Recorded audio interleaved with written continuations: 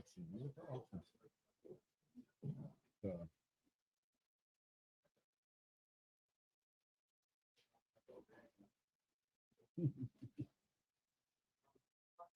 E aí, Vargas, como é que você tá? Tá? Tá bom.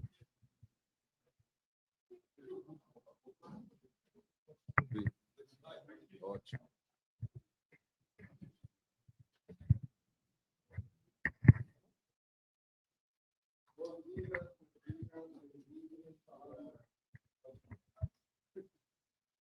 Bom dia, então. Hoje é a terceira indomável do semestre. Hoje a gente tem o professor Ronaldo de Almeida, professor do Departamento de Antropologia da Unicamp, pesquisador sênior do SEBRAP. Acho que todo mundo aqui já tem alguma familiaridade com o Ronaldo, né? Sabe das suas pesquisas. Só rapidamente, o Ronaldo ele tem mestrado na Unicamp, doutorado na USP, né? São pesquisas que foram desenvolvidas já há mais de 20 anos, talvez mais, sobre as igrejas evangélicas, né? E também estágios pós-doutorais na França, Estados Unidos. E em 2019, recentemente, defendeu sua tese de livre docência na Unicamp também, com o título A Onda Quebrada, Evangélicos e Conservadorismo na Crise Brasileira, 2013-2018, que trata, né, da conjuntura político-religiosa contemporânea no Brasil. Tá certo falar assim, desse jeito? Então, só para dizer para vocês também que eu estava dando uma espiadinha na produção recente do professor Ronaldo, de 2018 para cá, para quem tiver a curiosidade de dar uma entradinha lá no Lattes, tem assim mais de uma dezena de publicações sobre esse tema, entre artigos de periódicos publicados nos periódicos mais importantes da antropologia no Brasil, capítulos de livros, e também uma coletânea recente de 2018 sobre o tema, também organizada com o Toniol, né? E acho que ele, na fala de hoje, vai tratar um pouco de o que veio sendo desenvolvido nessas publicações. E o título, só aqui para pontuar, é Cristianismo como Identidade Política, a Religião do Governo Bolsonaro. Tá bom? Esqueci alguma coisa? Não, tá bom? Obrigado, Ronaldo, mais uma vez, pela presença aqui com a gente. Bom dia para todo mundo. Obrigado, Geraldo, pelo convite. É um prazer estar aqui nas Indomáveis. Eu acho que eu falei numa das primeiras, né? Eu acho que quando começou o ciclo desses seminários, anos atrás, e voltando agora, e acho também com outras coisas do que eu falei daquela outra vez. Além disso, eu frequento muito aqui, faz tempo que já que eu não vinha, né?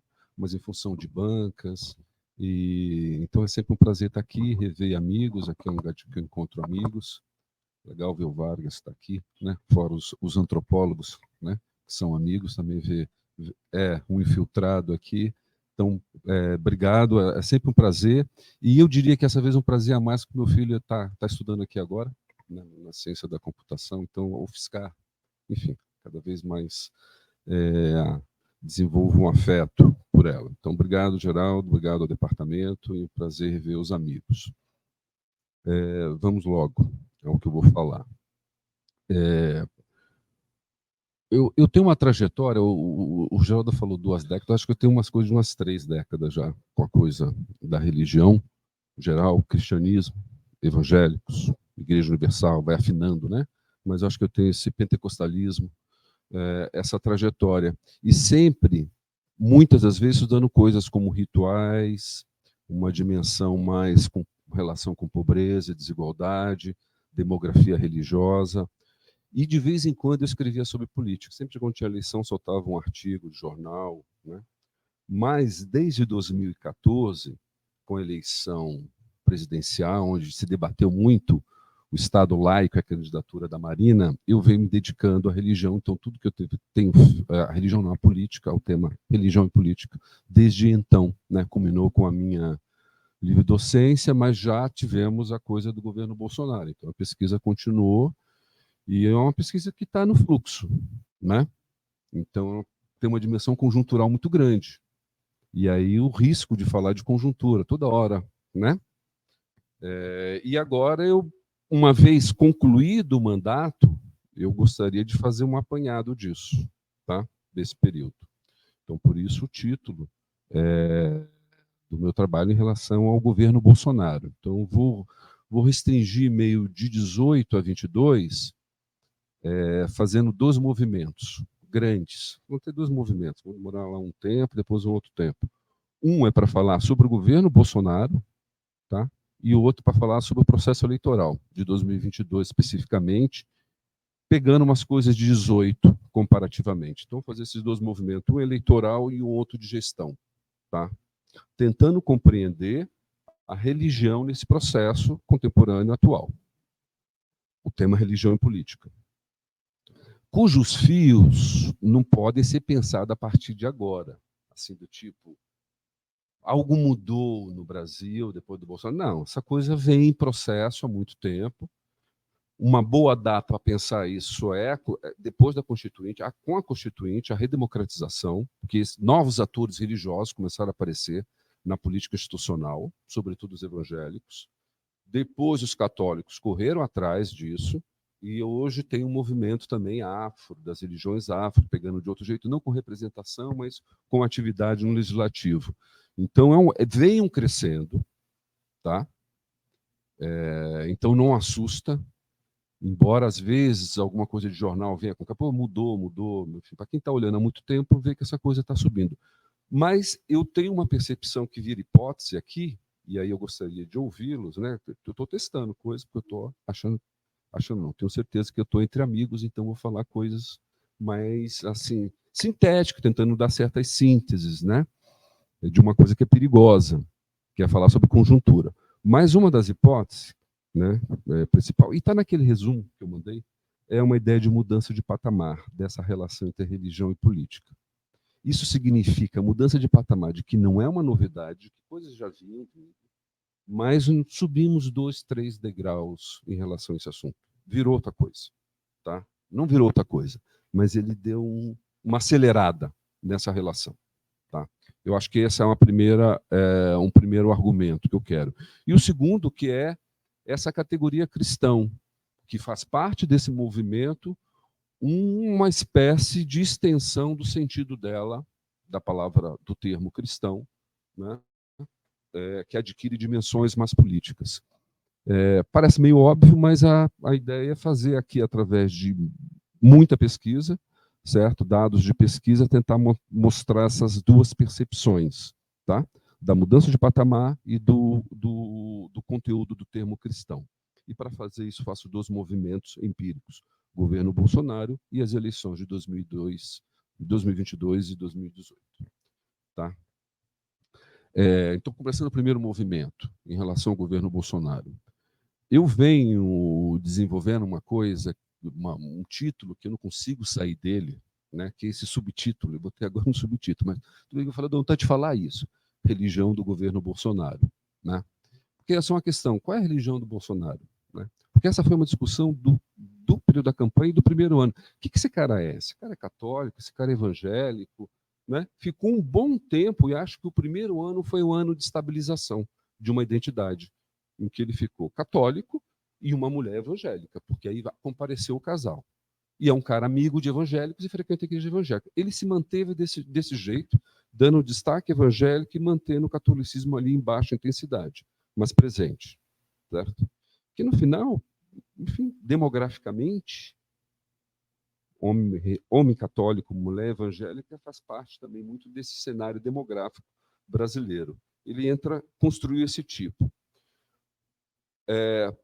Todo mundo estava um pouco nessa dúvida, mas eu achava que tinha que dar um passo a mais de não ficar preso à identidade dele, mas compreender como esse governo compreendeu a religião. E daí a ideia do título Religião do Governo Bolsonaro. Então, assim, eu acho que a identidade religiosa essa manipulação da imagem religiosa, podemos falar desse jeito, manipulação política da imagem religiosa, compõe essa coisa maior que foi o governo dele. Então, é parte disso. Então, é nesse sentido que o termo englobante é o governo Bolsonaro. Certo? E a minha pergunta foi o seguinte: onde é que está a religião aí? E como ela se apresenta dentro do governo? Né?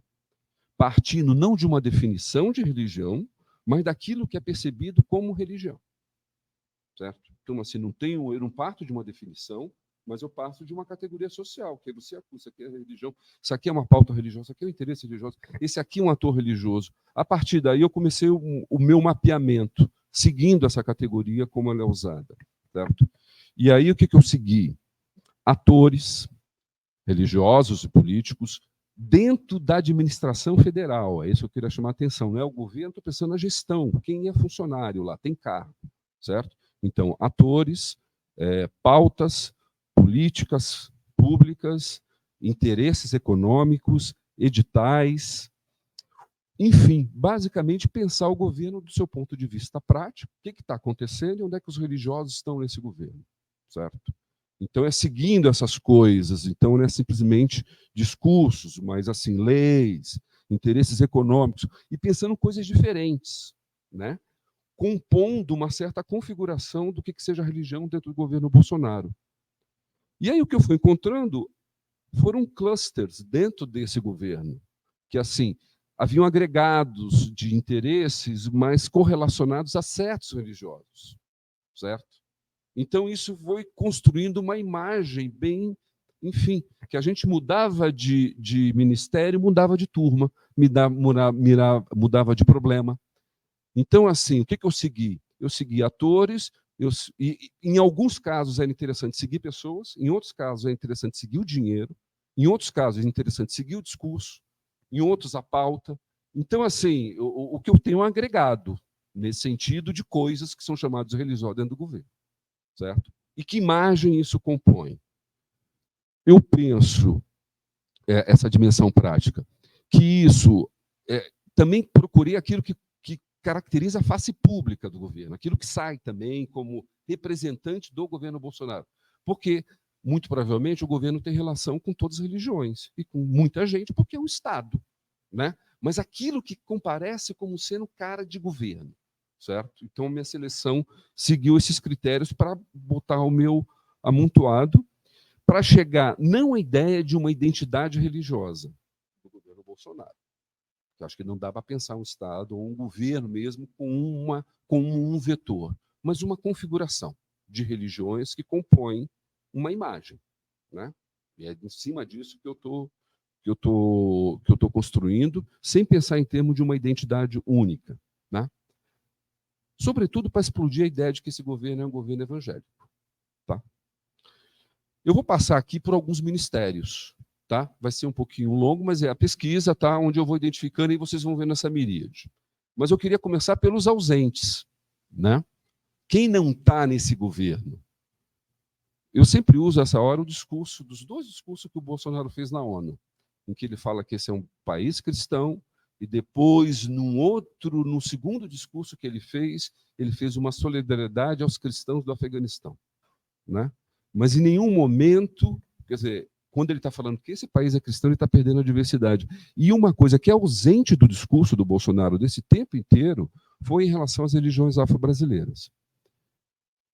Nele, um silêncio, e naquele Sérgio Camargo, que era o cara da Fundação Zumbi dos Palmares, ele era o agressivo que atacava as religiões afro. Tem declarações do tipo, esse ano não tem dinheiro para macumbeiro. Né?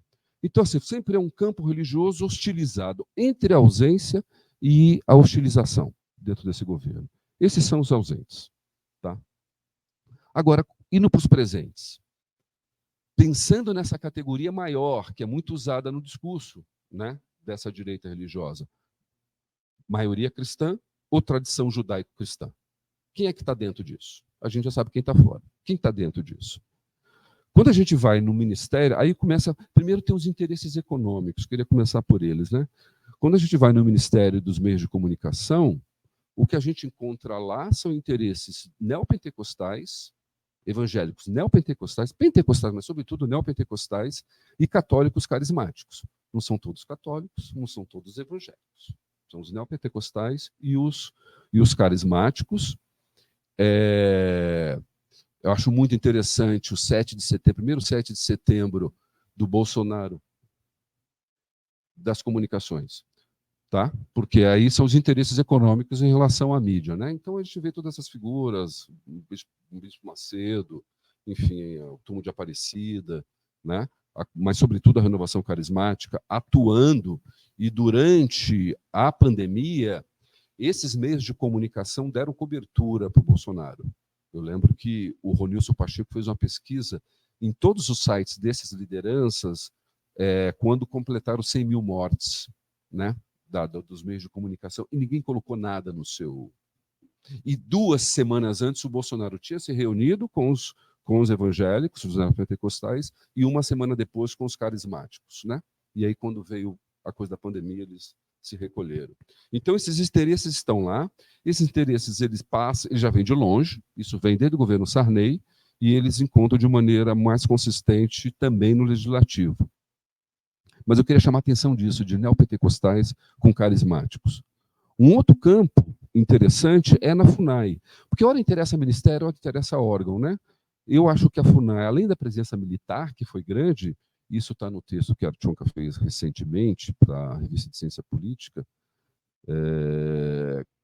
sobre a presença das missões indígenas, dos missionários evangélicos em territórios indígenas, em aliança com o governo, com militares, mas promovendo um pouco essa expansão, caminhando junto com interesses econômicos. Na verdade, eu acho que o argumento é esse. Sem a simplicidade de dizer que os missionários são financiados pela CIA, né? Mas dizer que o seu movimento, sua ação de cristianização é acompanhada também por aliados políticos que estão interessados na exploração das terras indígenas, né? Essa é uma tradição antiga da história desse país, mas claramente ela tem uma aliança não com o católico, mas com as chamadas missões evangélicas transculturais, que é um certo tipo de evangélico voltado para a evangelização dessa sociedade. Depois tem um conjunto de ministérios que fizeram a guerra cultural, né? Eu começaria pelo Ministério da Justiça. O campo da justiça do governo Bolsonaro talvez seja uma das coisas mais interessantes desse governo, porque fazendo pesquisa, mapeando pessoas, grupos, eu encontrei uma coisa super interessante, que é um campo que eu coloquei, jurídico, hífen, acadêmico, hífen, confessional, né? Que gravita em torno da Defensoria Pública, da Procuradoria, da AGU e do próprio Ministério, né? Que são, por um lado, instituições como a Anajuri, talvez mais conhecida, né, de juristas evangélicos, uma associação de juristas evangélicos, tem a Associação de Juristas Católicos, mas tem um troço chamado IBDR, Instituto Brasileiro de Direito e Religião, que congrega evangélicos, protestantes e católicos. Ele é presidido pelo Ives Granda Martins, e o presidente e o secretário são batistas. Então tem uma coisa católica Opus Dei, e eu mapeei lá o conselho do IBDR, tem muita gente do Opus Dei, a filha dele, certo? Esse catolicismo e um protestantismo, não neopentecostal, não pentecostal, mas um protestantismo calvinista, certo? Reformado. Eu não vou fazer toda essa discussão aqui, mas, digamos, um calvinismo que está preocupado com a ordem social, enfim, de intervenção no mundo. E um calvinismo afetado pelo fundamentalismo norte-americano, porque o calvinismo que veio do Brasil, via igreja presbiteriana, sobretudo, não veio da Europa, passa pelos Estados Unidos.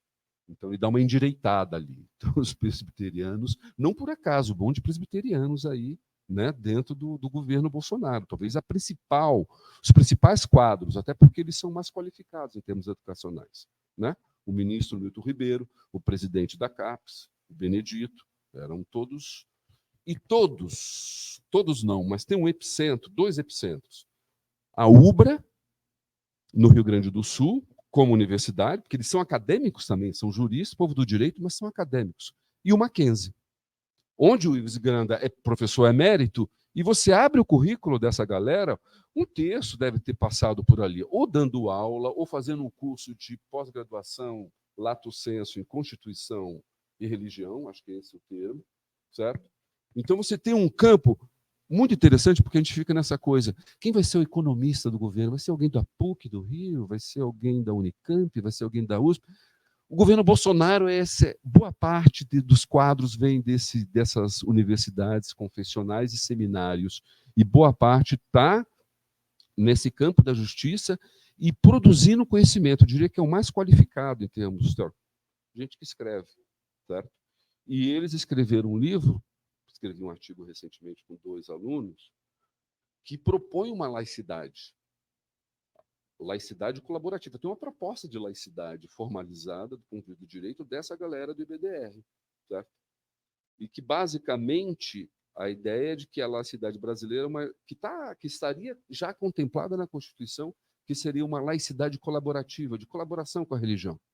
Mas quando você começa a fazer uma exegese do livro, você vai vendo que religião para os caras é cristianismo, né? Então, no final das contas, por isso que eu digo que ele é confessional também.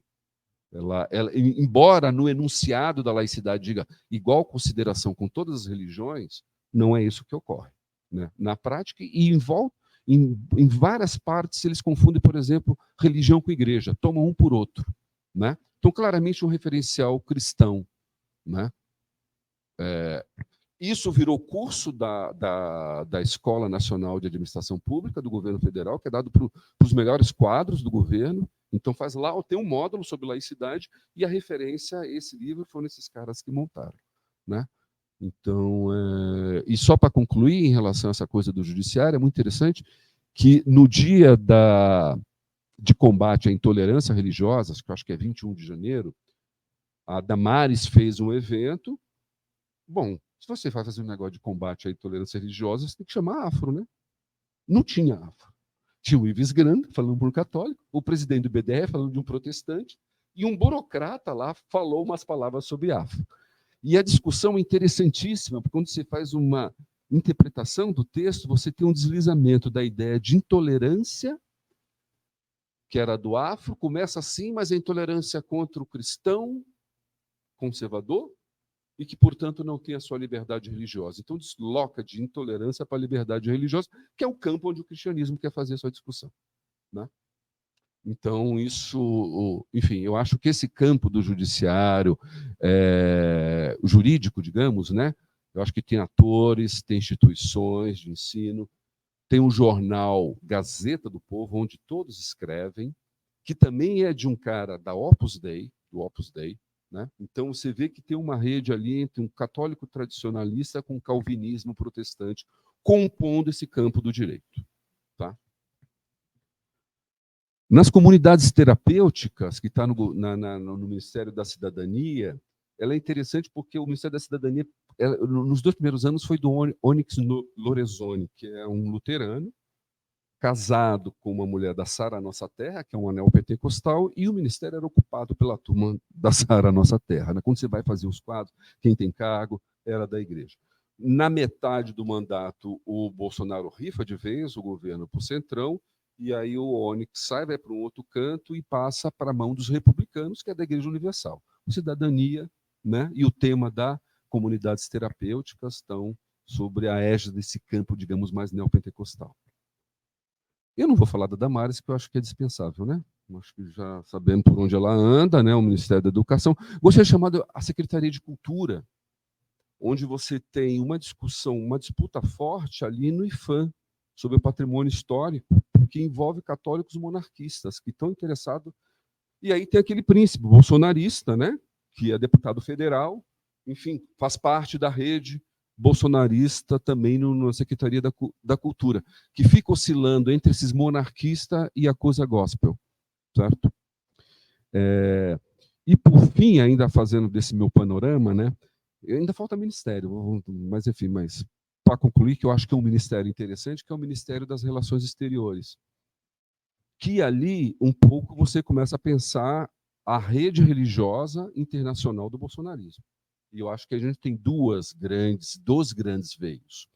Um católico, que vai para a Europa, e aqui o papel importantíssimo da filha do Ives Granda, a Ângela Granda, que é a secretária da família do governo da Damares, que é a figura que tem autonomia plena, às vezes essa mulher fazer quase um ministério próprio, né?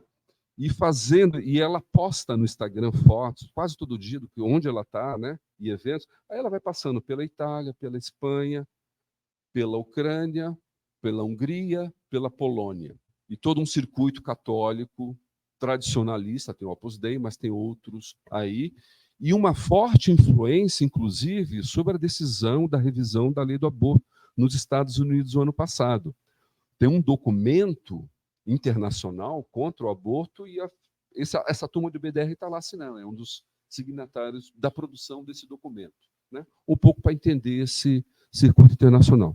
E eu acho que um outro é mais de perfil evangélico, que eu diria que é sionista, ele tem sido compreendido na literatura como um sionismo cristão, né? São cristãos favoráveis ao Estado de Israel, à transferência da capital de Tel Aviv para Jerusalém, certo? E aí você tem um campo que eu acho que se desenhou muito na primeira metade do governo Bolsonaro, onde você tinha Trump e Netanyahu em Israel e tinha uma triangulação clara, passando por Trump, mas eu penso América Latina, porque isso aqui é meio esse sionismo, sobretudo cristão, mas ele é sobretudo evangélico, né? Ele recorta a América Latina inteira. Então você tinha um pouco essa triangulação, né? Por um lado evangélica, um circuito católico e de costa para a África, né?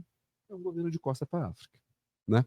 Os problemas que o Crivella teve na África do Sul, o Macedo teve em Angola, se fosse o governo Lula seria diferente, porque eu acho que depende de uma boa vontade do governo federal com a África para resolver aqueles problemas deles. E o governo Bolsonaro não tinha, né?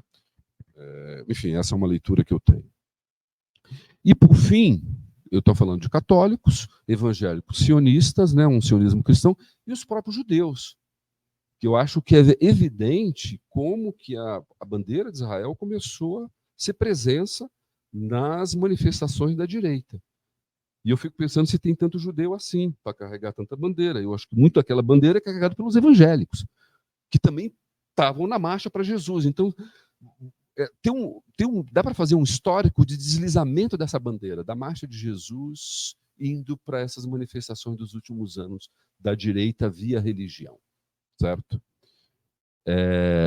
Eu queria chamar a atenção aqui, sobretudo, de um trabalho que me inspira muito, que é do Michel German, que é um professor lá do IFIX, um historiador que trabalha com o judaísmo, desenvolve algumas ideias, e uma delas, eu acho que algumas são interessantes para pensar o campo inteiro, que é essa ideia de uma dupla conversão entre direita e certas religiões, no sentido em que as direitas, de repente, começaram a incorporar certos rituais religiosos em algumas manifestações. Veja esse 11, este churume nas frentes dos quartéis, com orações, né? E com símbolos judaicos, né? E, por outro lado, a própria comunidade judaica também se bolsonarizando, né? E aí o que ele pega como exemplar foi um evento na Hebraica do Rio de Janeiro, em que o Bolsonaro fala aquela coisa de que nos quilombos as pessoas são pensadas em arrobas, né? Como animal, tal. Ele fez um discurso horroroso e foi aplaudido pela comunidade judaica, né, do Rio, e tinha uma outra comunidade judaica do lado de fora se manifestando. E o German desenvolve o argumento como você tem ali, no discurso do Bolsonaro, um discurso teológico político que abriga judeus e não judeus, né, e que se opõe aos falsos judeus, que são aqueles judeus de esquerda que estão do lado de fora, né? Esses são falsos, os outros são irmãos, né? Os cristãos de direita são irmãos, os armamentistas, enfim, racistas e assim por diante. Ele monta esse argumento e eu acho ele bem interessante, vocês vão ver que vai render para mim. Mas essa ideia de criar uma comunidade, né, teopolítica. Ele me fala essas coisas, inclusive criando uma ideia de o que ele chama de um Israel imaginário, porque não é Israel, né? É o Israel que passa pelas novelas da Record, né? Então, que Israel é esse? A representação é essa, né? Que está na cabeça das pessoas, mas isso vai construindo uma comunidade, um referencial simbólico. E aí eu estou vendo essa coisa do Michel falando de comunidade, Israel imaginário, dupla conversão. Aí eu estou vendo lá o Fábio Weingarten, que é um judeu, que era o secretário de comunicação do governo Bolsonaro, está aí auxiliando ele agora, né? Ele teve que depor na CPI da Covid, ele tem aqueles 15 minutos para fazer o seu discurso, aí ele diz o seguinte, olha isso aqui, tive a felicidade de ter uma sólida educação judaica, rezo todos os dias e, além disso, frequento as reuniões no Templo de Salomão, em São Paulo, que me ensinou a ser forte e a ser crente. Me aconselho com o pastor Malafaia e com o missionário RR, para buscar sempre os caminhos da fé. Participei de um governo temente a Deus, em nome da pátria. Quer dizer, essa fronteira entre judaísmo, neopentecostalismo, né? Aqui eu acho que é isso que ele se refere como essa comunidade teológica, né? Que compõe esse Israel imaginário. Bom, fazendo esse percurso, eu acho que ainda isso pode ser explorado no Ministério da Defesa, com os militares, na saúde, aonde o governo Bolsonaro, a religião foi se manifestando. Isso aqui enfim, isso aqui é feito com uma turma, tá? Com alunos que a gente está pesquisando cada lugarzinho desse, né? Mas eu acho que já é suficiente para mostrar que a gente não tem essa coisa só evangélica e que os evangélicos não são só esses, tem evangélico de direita e evangélico de esquerda. Tem certos evangélicos de direita também, em certos lugares. Então, estou compondo aqui atores, pautas políticas, ministérios, órgãos e certos religiosos, e vão compondo essa imagem, né, e produzindo um alinhamento político, mais do que um alinhamento em termos de crença, de conteúdo. Né? No começo, em março, eu participei de um seminário virtualmente no Seminário Presbiteriano de Princeton, que é considerado o seminário presbiteriano, né? E aí eu apresento essa parte do judiciário. E aí uma teóloga fala assim, bom, mas Calvino não tem nada a ver com Opus Dei. E o Opus Dei está baseado na ideia do direito natural, né? E eu falava isso, ela falou, isso não tem nada a ver com o outro. Ela me deu um esculacho que, teologicamente, os dois não combinavam, né? Aí, tá bom, esperei, pensei, fiquei abalado, né? Mas deu tempo a pensar e eu falei, não sou teólogo. Eu sou cientista e eu quero saber por que eles estão juntos, não se combinam ou não. Então a pergunta tem que estar em outro lugar, né? Não na teologia.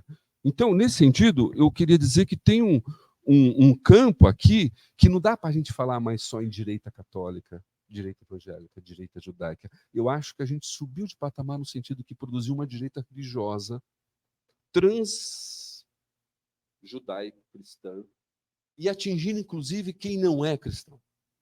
Certo? E ao fazer isso com certas transversalidades, com temas, não com teológico, mas armamento, né? Contra a diversidade, de gênero, de sexualidade, em torno de pautas que foram produzidos alinhamentos, e eu acho que o governo Bolsonaro, assim, não só o discurso candidato, mas o governo no sentido de ser um lugar prático, onde as pessoas exerceram ali, deram financiamento, se juntaram, se conheceram, né? Produziram sinergia. Eu acho que decantado disso, não dispersa, não é todo mundo para casa, não todo mundo volta para casa depois disso. Eu acho que tem uma diversidade, consolidou, né? Ou pelo menos mudou de patamar essa direita religiosa no país. Eu acho que eles produziram alianças, mútuo conhecimento, né? Sinergia, projetos comuns, coisas que deram certo, coisas que podem ser retomadas. Tem uma trajetória aí construída.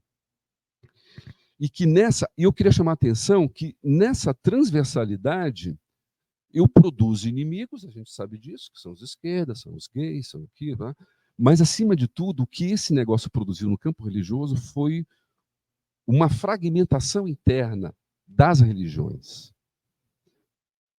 em que produziu inimigos internos. Por isso que aquela coisa dos judeus, eu falo isso para o Michel, esse negócio aí não ocorreu só aqui. Ocorreu capilarmente em tudo que é dominação e em tudo que é templo. Você tem lá as pessoas que votam no Lula, eram de esquerda e eram estigmatizadas pela própria comunidade. Isso rachou a comunidade. Né? Para quem acompanha internamente as igrejas, todos estão falando isso. E está aumentando cada vez mais uma coisa chamada do crente desigrejado, né? Porque sofreram internamente essa coisa de oposição, porque foi assim que operou o bolsonarismo, né? Tanto no plano da comunidade, como no plano da família, como no plano das relações pessoais. Né? Eu acho que isso aqui é importante. Então, produziu seus inimigos internos. são os católicos comunistas, os evangélicos progressistas, os espíritas de esquerda, né? Na turma da ayahuasca teve briga, teve divisão interna. Bolsonarização na turma da ayahuasca e em certos terreiros, que também eram, entendeu? Então, essa ideia de produzir transversalidade, mas produzindo divisão, clivagem interna, né? Eu acho que o movimento foi esse, de unir dividindo, né? Compondo. Por isso que eu acho que não é o campo cristão. O Paul Preston usa a expressão, o Bolsonaro constrói a imagem pan-cristã. Ele estava pensando nessa coisa. Mas eu acho que pan dá uma ideia de totalidade. Me parece que ele é trans, no sentido que ele atravessa, ele não pega todo mundo. Mas ele constrói oposição, porque ele constrói desse jeito, capilarmente em cada igreja. Puta, fiz o primeiro movimento do governo Bolsonaro. O Geraldo falou, vai. Então, bom, eu vou. Tudo bem, gente? Aí, posso continuar? Vamos para a eleição. Vamos para a eleição, tá bom. Tudo se resume a isso final, Clarice. Não tem... sem problema. Vamos para a eleição. Como é que isso bate na eleição? Sabe por quê? Porque quando você começa a fazer essas pesquisas, você olha, nossa, é diverso, não é só evangélico, não são todos os cristãos, não são todos evangélicos, não são todos de direita. Você tem lá lugares, pautas. Mas você começa a ver quem é que dá voto aí. O opositor não dá voto, né? Então, quando a gente vai para o nível... era um outro material que eu tinha, que é o nível do eleitorado, eu tinha que pensar de outro jeito. Se eu estou pensar para as eleições, não dá mais para pensar com esse quadro. Eu posso pensar isso em termos de gestão, né? E de apoio e de importância. Mas quando eu vou para o livro do eleitorado, eu acabo ficando, e sobretudo que é meio sim, não, sobretudo no segundo turno, né? Ou esse ou aquele, a coisa fica mais chapada. Então a análise fica um pouco diferente. E aí eu acho que tem que ter, sim, uma ênfase nos evangélicos, né? Eu acho que aí cabe fazer isso. Eu acho que o problema talvez seja tomar o eleitorado pelo governo. Eu acho que esse seria um erro. Então, uma coisa é pensar o governo como um campo de coalizão de religiões e no eleitorado você ter um comportamento diferenciado entre dois grandes grupos, são católicos e evangélicos, e ainda sem religião, talvez três, né? E uma coisa mais fragmentada. O que a gente encontrou em 2022? Eu começaria dizendo que 22 teve um comportamento diferente de 18, em termos religiosos. Quando eu pego a eleição do Bolsonaro, ele teve 69%, quase 70% entre os evangélicos, depois 61% entre os judeus, 55% espírita. Ele teve, na média, 51%, né? Ele teve, né? Nos votos válidos. Aí os católicos estavam em torno de 50%. Católico é impressionante, dividido, né? Metade para cá, metade para lá. Aí depois o Haddad começa a ganhar entre ateus, sem religião e o último afro, né? Então você tem uma diferença entre 5 e 10 pontos em cada uma coisa bem, é uma escadinha, né? Quando você chega a 2022, você tem de um lado os evangélicos votando no Lula e de outro lado católicos sem religião, afro, votando no Lula. Você tem uma polarização assim, como se os evangélicos não tivessem saído do lugar, certo? E os outros tivessem migrado, né? Sobretudo os católicos.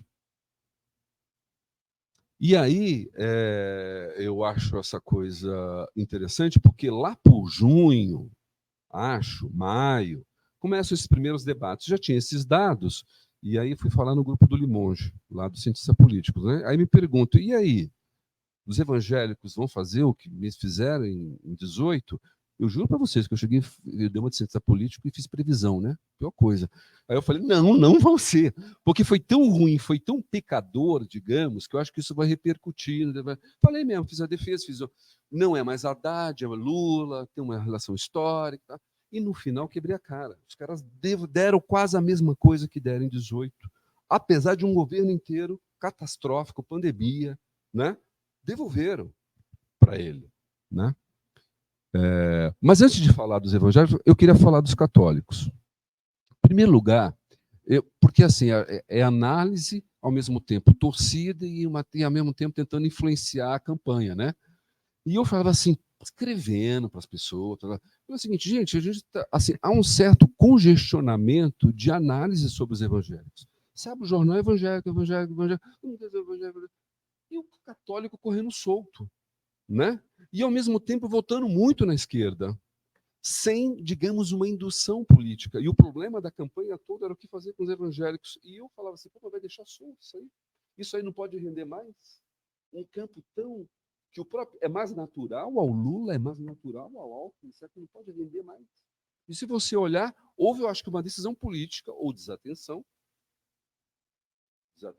eu acho que a preocupação excessiva com os evangélicos, que eles poderiam gerar, e perderam ali o seu curral, podiam perder o curral, ou uma decisão política de não tratar em termos religiosos também, que eu acho que também era verdadeiro, do ponto de vista tanto do Lula quanto da esquerda, porque também, se você começa a tratar de religião, você acaba legitimando. Então você também joga no campo do adversário. Então não entrar no assunto também é bom. Então eu não sei, né? Mas eu achava que era uma coisa que poderia render mais. Eu lembro que quando começa a campanha de televisão, sai um vídeo do Lula maravilhoso. Acho que todo mundo viu. O Cláudio Couto mandou para mim, né? Que ele termina com a oração de São Francisco de Assis. E eu falei, porra, meu, um evangélico, o único cara que ele respeita é São Francisco de Assis, na Igreja Católica. Entendeu? A oração de São Francisco, qualquer um evangélico capaz de fazê-la, né? Sem achar que está sendo católico. Então, assim, achei uma coisa combinando com pobreza, mas aquilo desapareceu depois da campanha. E ficaram muito preocupados com os evangélicos. E eu lembro que em um determinado momento, eu acho que o Bolsonaro, a campanha do Bolsonaro sacando da dificuldade dos católicos, ele foi para cima. Foi uma Aparecida, teve aquele negócio, aquele tumulto, né? Todo mundo vai perder voto. Não perdeu. Ele foi lá dividir. Estou perdendo, mas eu vou dividir, né? E acho que no finalzinho os católicos dão uma queda em favor do Bolsonaro, né? Eu acho que tem essa característica, né? E enquanto isso, a campanha que aí me irritava muito era que ela estava discutindo qual era o conteúdo da carta para os evangélicos. Demoraram 3 semanas para fazer essa carta. E a discussão ficou nessa, né? De tal assim, campanha fogo, né? Você não pode, Ralf. E descuidando, e o Bolsonaro se aquisa, aí começa a ter uma galera entrando, disputando o catolicismo, né? Lá dentro. Mas diria que a Igreja Católica ela se comportou como contraponto ao bolsonarismo o Papa Francisco, né? Sobretudo com o Sínodo da Amazônia, a CNBB, que era uma direção moderada, que no caso aqui era contra o governo Bolsonaro, né? SEBs, pastorais, MST, a Igreja Católica. Agora tem uma coisa que é o católico brasileiro, né? Eu acho que esse daí que é o católico, né? Então também, porque católico não funciona como evangélico também. Então acho que isso é importante a gente falar. Vamos tratar também católico como evangélico com essa indução do voto. Também não é isso. Tem uma dimensão do católico que se confunde com o próprio brasileiro, né? Ou o povo, né? Digamos assim, que está mais imerso dentro dessa ideia de povo. Então, assim, católico não é difícil. Eu diria, é difícil trabalhar, né? Eu acho que é mais uniforme a coisa evangélica, né? Mas de forma geral, eu achei uma desatenção, né? Me pareceu. Católicos. Aí os evangélicos. Evangélicos, aí, veja bem, gente, eu estou falando evangélico de direito, conservador, porque tem lá os caras, os de esquerda, tem os de centro, né? Então, assim, não entendo que eu estou totalizando, né? Mas esses aí que a gente viu, né? Eu queria destacar, em primeiro lugar, o papel da liderança nesse processo. Tem um papo na discussão sobre religião se existe uma coisa chamada voto de cajado.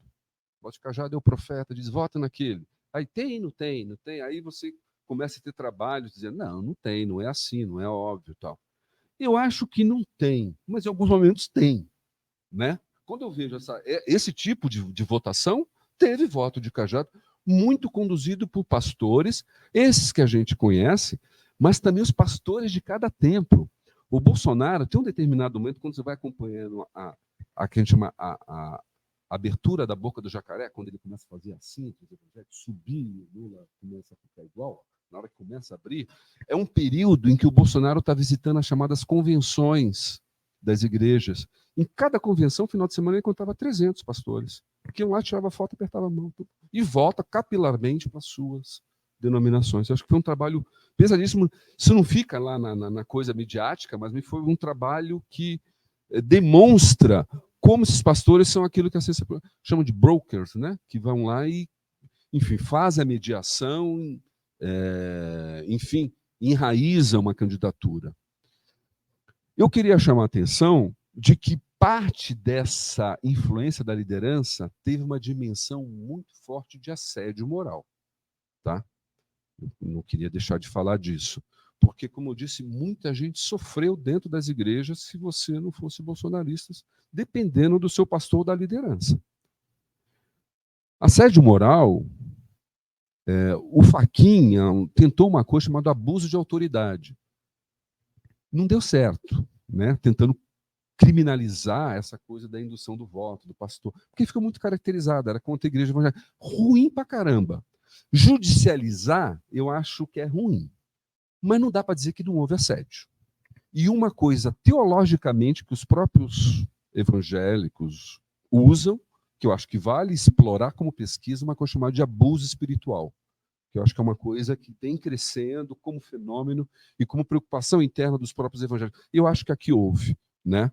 Esse abuso esse assédio, e eu diria, eu tenho uma lista aqui de pecados dessa liderança, que eu quero pegar meus parentes evangélicos e falar assim, olha, e discutir teologicamente com eles. O que vocês praticaram foi idolatria política. A relação com o Bolsonaro era idólatra. Desde chamar de mito ou dizer que enviado está no nível da idolatria. Está no nível da mentira. Conhecereis a verdade libertará. João 8,32. Se você vai lá no 8,44, diz que o diabo é o pai da mentira. Uma pessoa que mente, isso eu gosto de falar, essa pastora Damares, ela é uma mentirosa. Né? Ela tem mentiras, não é uma maluca, ela mente. Né? Só uma, que durante a campanha ela disse que lá no Marajó tinham crianças que tiravam o dente para fazer sexo oral, não sei o que lá, e o Bolsonaro se levantou, e isso não é pregação. Aí o Ministério Público, tá, mas cadê esse caso? Aí ela inventou uma história. Ela inventou uma segunda, inventou uma terceira, inventou 5. Na quinta ela disse, ouvi dizer na rua. Né? E ela fez várias, já teve no começo do governo, que ela falou que lá na Suécia ensinava a masturbar criança a partir de 7 meses, a Academia Sueca fez uma manifestação. Tem um link de mentiras, né? Não é maluquice. Né? Ou a própria mentira dizer que o PT ia fechar as igrejas. Golpe velho. Depois de 13 anos de PT, você não pode falar isso. Mas esses caras alimentaram essa história, né? Gerando pânico. Falsa profecia. A ideia de que o Bolsonaro ganharia, e gente falando, eu vi tal coisa, vai acontecer isso, o PT ganhar. Falsa profecia. E, por último, heresia. Eu fico, assim, impressionado da coisa do armamento. Como ninguém sofreu mais que Jesus nessa história, porque foi retorcido para que ele virasse um armamentista, né? Assim, coisas do tipo, pega um versículo em que Jesus fala de uma espada, olha, logo depois ele impede Pedro de usar a espada. Mas o cara pega aquele negócio e tira do contexto. Ou que aquele chicote usado por Jesus para expulsar os vendilhões do templo poderia ser considerado uma arma. Então, assim, você via isso, esse contorcionismo hermenêutico, né, para validar a coisa do armamento. E o que me choca mais a coisa do armamento é que ele tem uma história entre os evangélicos americanos, isso é claro, a gente sabe disso, mas isso não está nessa tradição latino-americana católica. Só que nunca bateu entre os evangélicos brasileiros. Desde sempre, essa discussão sempre foi marginal e não bateu. E, de repente, você tem pastor fazendo arminha em 4 anos. Essa história de armamento evangélico tem 4 anos, o tempo do governo Bolsonaro. Aí que eu acho que a ideia da dupla conversão do German, né? Porque também você se converte ao bolsonarismo, né? Ele vai ficando com o cara evangélico, mas você vai tendo essa dupla conversão, e eu acho que no armamento é uma coisa parecida com isso. E eu cito, só para concluir essa parte dos evangélicos, eu tenho um aluno que conversei, foi bom ter conversado com ele ontem, que ele vem desde a iniciação científica, a gente começou lá em 18, vamos acompanhar os evangélicos nas eleições. Ele é de uma igreja central em Campinas, principal Assembleia de Deus, que é pastoreada por um deputado federal de terceiro mandato, que é filho do presidente da Assembleia de Deus Belém, que é a maior de todas. Então, muito central, a família dele é central, e ele está acompanhando essa igreja desde 18 até a eleição. Né? Então, ele vai fazer uma etnografia muito interessante, que vai pegar as duas eleições e mais o comportamento durante a pandemia, e a gente vai ver ali no plano do vivido, né, da comunidade, como se deu esse bolsonarismo. E um pouco do argumento dele é que nesse processo houve uma normalização do bolsonarismo, que aquilo que era evitado em 18, levar para o culto um candidato, culto de domingo, central, durante a palavra, fazer manifestação, aquilo não ocorria em 18, você tinha que fazer reunião política paralela, não no lugar do culto. E aí ele vai acompanhando como você está tendo a tal da fronteira entre religião e política, mais do que definir o que é um, o que é outro, ele vai vendo como isso vai deslizando no cotidiano, nos cargos e no período litúrgico, né, e teológico, e vai acompanhando essa transformação de uma igreja que, em parte, se bolsonarizou, mas também foi contra a política sanitária do Bolsonaro, usava máscara. Então, também acho legal, porque traz uma dimensão de agência aí da... Quer dizer, nem todo mundo é igual, né? Mas, assim, no plano local, você não tem o pacote completo do bolsonarismo, né? Você pode ter oposição. Mas o que eu quero, e aí caminhando para pegar esse exemplo da eleição, né? E caminhando já para o final aqui, é pensar se a gente, por um lado, o que decanta do governo, enquanto essa rede religiosa, certo? Por um lado, e por outro lado, no plano eleitoral, se essa coisa evangélica está se calcificando, assim, pela direita, sem forma de direita, mas nesse nível, repetindo 2 eleições. O Ronilson Pacheco, que é um teólogo protestante, negro, faz teologia negra, ele escreveu um artigo na Folha em que ele propõe uma coisa assim, será que a gente não está uma coisa meio americana, de um nacionalismo cristão, se constituindo desse jeito, em que os white evangélicos, 70% são pró-republicanos, 81% votou em Trump em 16 e 84 em 22, não 20, né? Então, assim, você tem uma sobreposição de uma identidade religiosa a uma identidade política, né? E esse processo, os evangélicos sempre foram muito mais republicanos, mas quando você pega em 30 anos, essa distância aumentou, foi se consolidando, em cima de pautas que dividem o eleitorado, né? Aborto, sobretudo, e armamento. E foi construindo aí essa sobreposição, né? De tal forma que você tem esse nacionalismo cristão, que também tem uma história. Ele não é totalmente parecido com o brasileiro, porque ele tem uma história de séculos, de um país que sempre foi protestante. Então, ele vem numa chave protestante. Né? Aqui no Brasil fica meio difícil, quando você tem um passado católico, tem que fazer certas... tem que fazer adequações, mas eu gosto dessa ideia do nacionalismo cristão de não ser propriamente um plano das convicções. Não é disso que se trata, né? Mas se trata de alinhamento político, em que você pode ter pautas assumidas por cristãos e não cristãos. Eu posso ser um ateu, ser um nacionalista cristão no sentido de defender certas pautas, né? Isso me parece bastante sugestivo e um pouco caiu a ficha para mim. Assim, caiu a ficha no tipo, puta, olha, esse é um caso bom. Não sei se vocês se lembram daquele cara, aquele bolsonarista que matou um petista em Foz do Iguaçu na festa de aniversário dele, né? Esse caso, de repente sai a notícia que no Facebook estava escrito que ele se identificava como conservador e cristão, né? Eu comecei a perseguir esse cara, assim, tipo, me dá mais notícia, me dá o que é esse? E no final não tinha, assim, esse cristão não tinha um conteúdo religioso, de crença, e nem significava pertencimento a alguma comunidade, porque eu queria identificar qual era a religião do cara. E no final eu comecei a perguntar, mas esse cristão, ele não está em oposição a budista, a um espírita que é cristão, né? A um muçulmano, mas ele está em oposição a progressista, a esquerda. Então essa categoria está virando uma outra coisa, né? Significa ser contra o aborto, ser contra as drogas, ser a favor do armamento. O conteúdo me pareceu que é esse, que está nesse conservador e cristão. Eu não diria que isso é novo. Dependendo, você conversar com quem estuda religião no Brasil, nos jornais, está dizendo, isso já vem. Eu acho, claro que já vem, né? Mas eu tendo a achar que houve uma mudança, assim, essa ideia de você se identificar como cristão como uma identidade política, né? Eu acho que houve uma densidade disso e um alcance maior enfim, no debate público, né? Essa noção desse cristianismo que eu acho que é um pouco novo no Brasil. Porque eu acho que quando você pergunta a religião, a pessoa não fala que são cristãs. É aquela coisa dos N, dos números, né? Dependendo do que você está falando. Mas como assim um Brasil, um país de maioria cristã, até os espíritas são cristãos, né? Os afros também se identificam como católicos, a tendência é as pessoas falarem, eu sou evangélico, sou católico, né?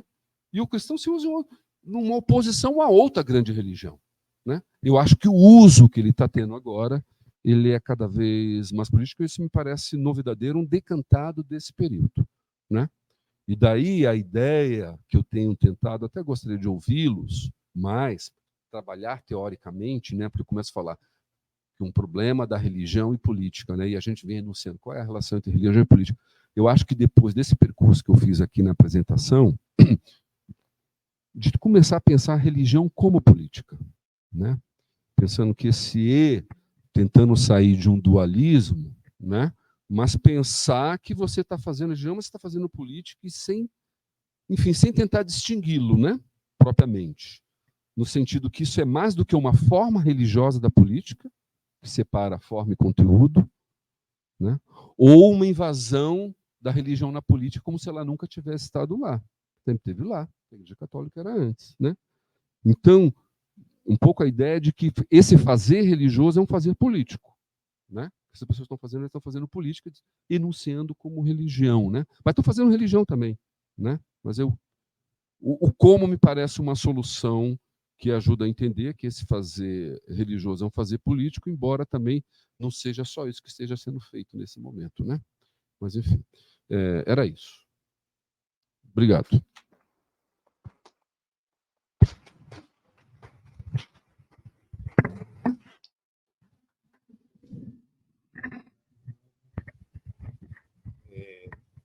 Bom, então vamos abrir para as perguntas. Ronaldo, você topa fazer assim, bloquinhos de perguntas ou você prefere uma a uma? Assim? Ou depende do tamanho da pergunta? Vamos indo, vamos indo. Então já o Marcelo, Kiki, Piero também. Bom, vamos começar. Pode ser com esses três?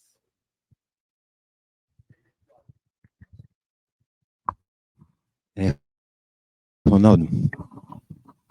Alô? Tá normal? Ah, tá. Entendi. Beleza. Não, a minha questão é bem pontual, né? Geralmente eu não gosto de fazer discurso como se fosse pergunta. Eu achei que quando você percorreu os ministérios, e você falou do Ministério das Relações Exteriores, eu senti falta do olavismo, até porque é um gancho com essa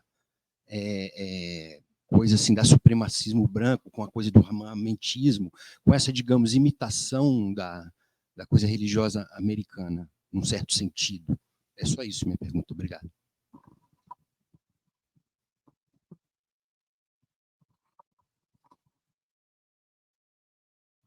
Falou, Ronaldo. Bom, vou fazer pergunta como se fosse discurso. Não é. Bom, obrigado, achei ótimo todas as suas considerações. Eu fiquei pensando um pouco dessa coisa do patamar, dessa mudança. Eu acho que você, no final, tenta resolver mostrando que fazer política é fazer religião e fazer religião é fazer política, né? Colocar uma dialética entre religião e política nesse nível. Achei bacana. E aí fiquei pensando um pouco nessa coisa dessa mudança de patamar em relação a essas formas de governo, sejam governos de direita, de esquerda, ou agora de centro-esquerda, sei lá, que você diz que o governo Bolsonaro enfim, ele inaugura um pouco esse ecumenismo religioso, né, dentro do próprio governo, enquanto administração. Eu queria saber como se rebate hoje no governo Lula, porque acho que continua esse ecumenismo religioso um pouco mais estendido, porque talvez incorpore de maneira pontual as religiões afro-brasileiras, mas talvez desincorpore ou esqueça outros segmentos também, talvez mais de direita. Então, eu tenho a impressão que há mais uma continuidade do que propriamente uma ruptura entre esse ecumenismo dentro do governo, da passagem do Bolsonaro para o Lula. Não sei como é que... Eu acho que a ideia do patamar está, de fato, nessa coisa de consolidar um ecumenismo religioso dentro das formas de governo. Não interessa se vai ser de direita, se de esquerda, se de centro. Eu tenho a impressão que isso vai permanecer, pelo menos por um bom tempo.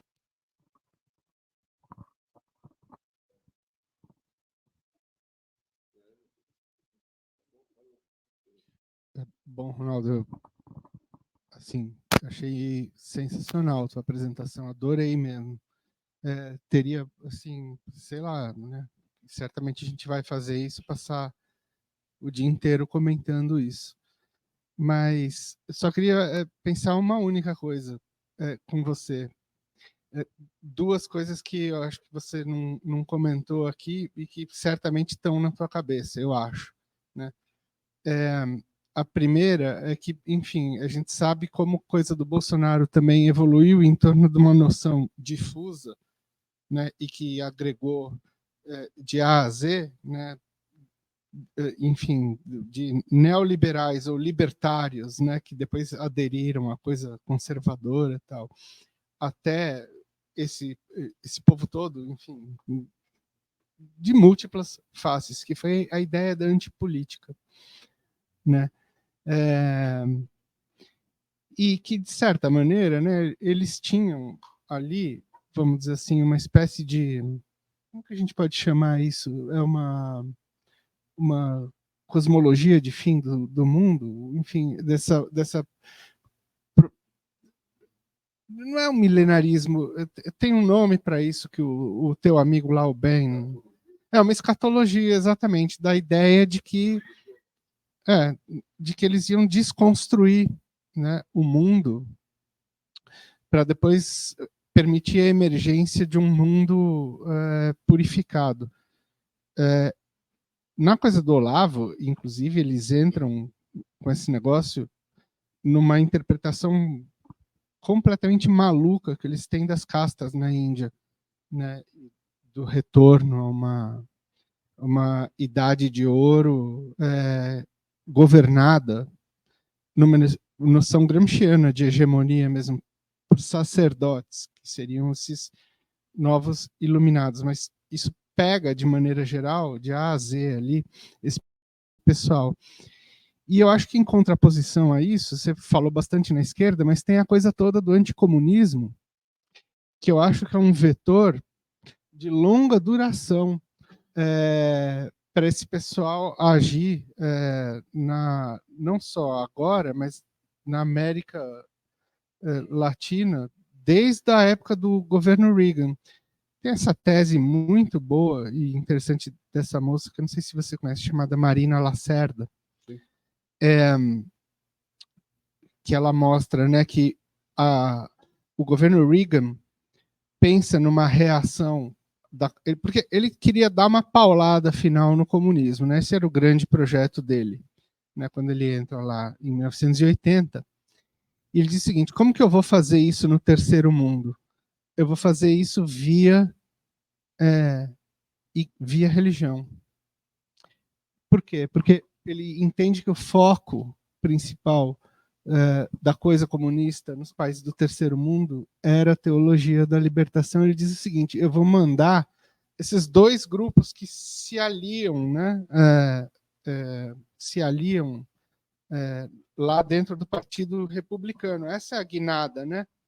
Que eram aqueles grupos que vieram da Assembleia de Deus de um lado e de outro, isso que eu acho que chamava maioria cristã, que eram esses pastores midiáticos que vêm com tudo para o Brasil nessa época. Lembra daquele Jimmy Swaggart? Esses caras, e esse outro que acho que é Pat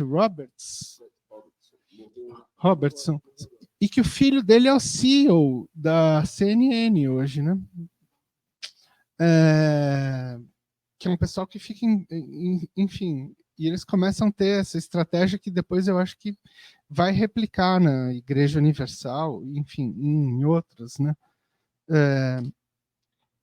E aí tem uma coisa que é uma aliança lá nos Estados Unidos desse povo com os setores militares que agora está começando a pegar aqui no Brasil, desde o governo Bolsonaro também, e que, lembra que a gente comentou ontem daquele vídeo da BBC sobre os malucos que entraram lá dentro do Congresso Nacional e estava todo mundo rezando e orando em línguas, e uma coisa completamente alucinada, porque eles entenderam aquilo como parte desse movimento escatológico, religioso e ritualístico que foi aquilo. O que me levou também a uma série de considerações, que eu não vou colocar aqui agora, mas de como a milicada usa esse pessoal como massa de manobra para os seus interesses. Porque eu lembro de ver o pastor rezando com as profecias que ele falava ali, com um uniforme do exército atrás deles, e eles começaram a considerar também a coisa do exército como tábua de salvação para essa nova era que ia acontecer aqui. Enfim, são comentários meio assim, mas só para fechar, se você não acha que a possibilidade também da religião como política não vem do fato de que eles todos, assim, quando você contrai o campo da política com essa história de antipolítica, você pavimenta, você abre caminho para as outras, vamos dizer assim, para esferas que teoricamente estariam separadas, né, entrarem com tudo, né?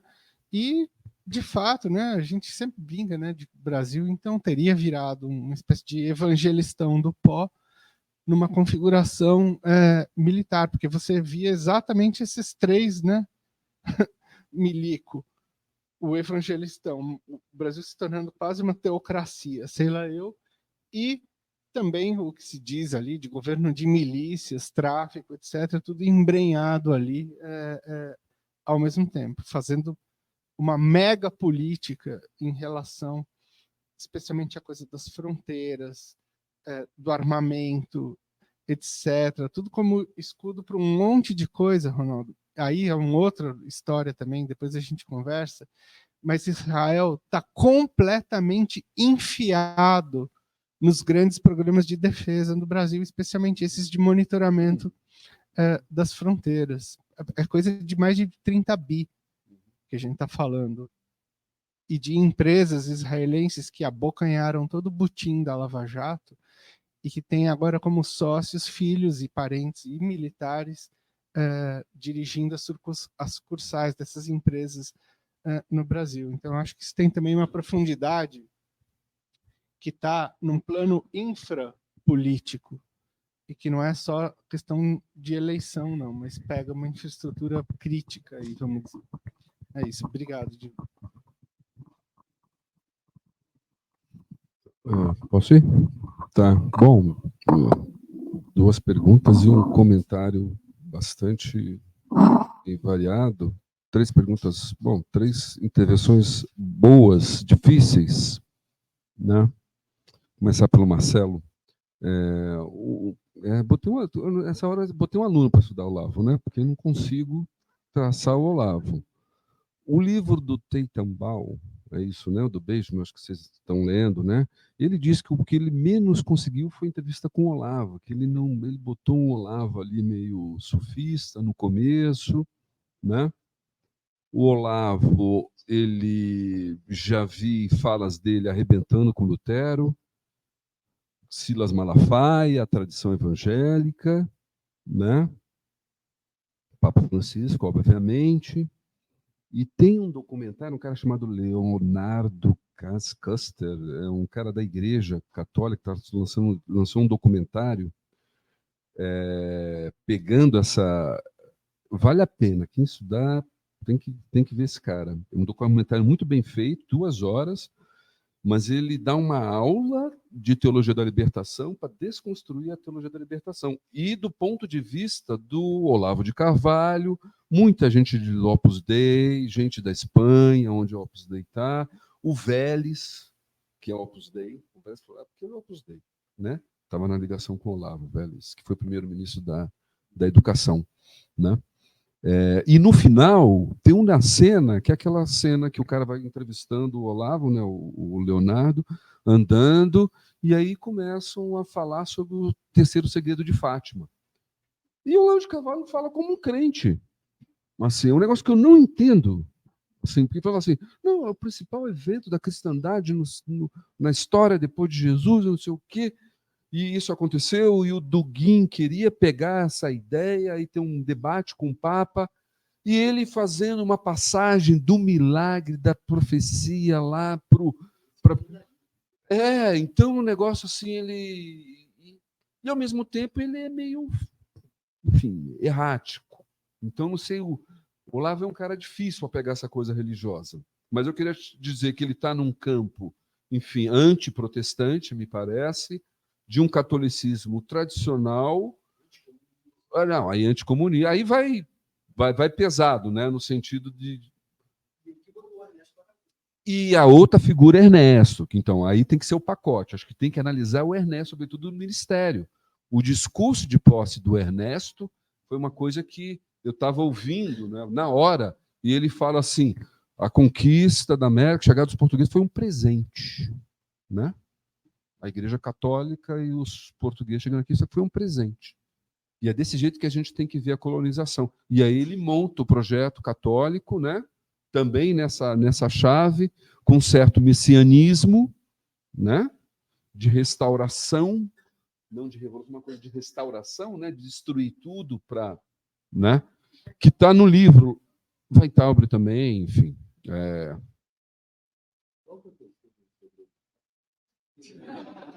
Tinha a ver com a Rússia. Tinha a ver com a Rússia, né? Agora é o seguinte, quando saiu, o Ratzinger publicou, né? Aí eu fui ler, claro, saiu na Folha, lá o segredo. É muito interessante, porque é um raio, uma espada, e não sei o que lá, e você fica assim, ninguém entende nada. Assim, ninguém entende. Tem uma linguagem teológica naquilo ali. Mas tem uma coisa com a Rússia, consagrá-la como. Assim está no final, no papo do Olavo de Carvalho, consagrar a Rússia como uma nação cristã e farol do mundo. Né? Essa possibilidade, porque a Fátima é a santa anticomunista. Então tem um povo da renovação carismática, que são de Aparecida, mas não levam a Aparecida para a manifestação. Né? Uma santa negra na manifestação, não. Levam Nossa Senhora de Fátima, né? Que é enfim, a santa anticomunista. Né, que era da TFP, né, que, enfim, ela é do bolsonarismo, a santa do bolsonarismo é Nossa Senhora de Fátima. E é isso, eu acho, enfim, aí revendo, né, tem que ser Fátima. Né? Enfim, não sei se eu te respondi muito, mas assim, só para dizer que tem coisa grande aí, tem que botar o Ernesto nessa história. Que mudança de patamar? Boa pergunta aqui, porque eu também me coloquei essa... Porque é o seguinte, né, para quem estuda direita ou estuda religião, começou a chover, né? Pedido para artigo, financiamento, né? Porque você chega a estar estudando um assunto que está... E aí, um pouco fico feliz, né? Mas, de repente, um prato cheio aí para minhas pesquisas fica um pouco deslocada com a derrota do Bolsonaro. Né? Mas, quando eu coloquei isso, eu fiquei perguntando, mas e aí em relação ao governo do PT, da religião que sempre teve lá, e onde ela opera, né? Então, eu diria que essa é uma pergunta. Acho que o Lula, diferente dos primeiros mandatos, ele está evitando, eu acho que é uma multa evitação com a bancada evangélica. Ele rifou o governo lá atrás, deu passaporte diplomático para o Macedo, atendeu os caras, e os caras o traíram. Né? Traiu a esquerda, Dilma, mas eles foram muito favorecidos. Eu acho que há uma cautela.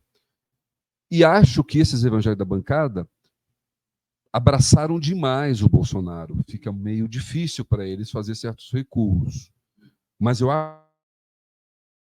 acho que vai vencer o pragmatismo que vai se assentar nos próximos anos em relação à bancada. Acho, por outro lado, que esse governo vai dar espaço para outras religiões. Eu acho que isso não é pouco, né? Desde política a atores. Né? Eu acho que recuperar toda essa coisa mais de mobilização política da Igreja Católica, movimentos sociais, que passa pelo catolicismo. O cara que operava antes, esse era o Dulce lá no governo passado, agora. Eu acho que essas coisas vão vir para cima. E dar espaço para evangélico de esquerda. Né? Por exemplo, o pastor Henrique Vieira, que é deputado federal, ele está fazendo o assessor dele, que era um pastor também, me convidou para fazer um levantamento da participação dos evangélicos em 8 de janeiro. Documentar isso, né? Para produzir o dossiê para mandar para a CPI, né? Então, esse povo está tendo espaço, né? O campo de esquerda, progressista. Eu vejo para tudo quanto é lado lá, né? Agora, o Lula é o Lula, né? Ele vai compor aqui com acolá, né? Então, mas eu acho que ele ficou mais ressabiado em relação a esses evangélicos, que sofrem muito, né? Eu acho que sofre muito, né? Todos os gestos parece que são insuficientes, né? Então, o agro, né? É.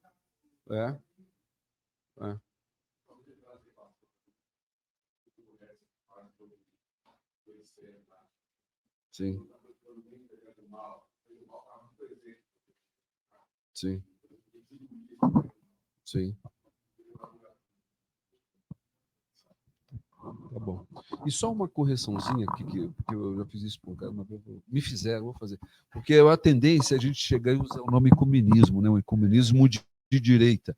Aí eu fico meio bravo, porque o comunismo tem uma trajetória, né? Com o protestantismo, católico, tem uma história nos anos 60, enfim, que eu acho que é um termo que vale e eles estão aí ainda, né?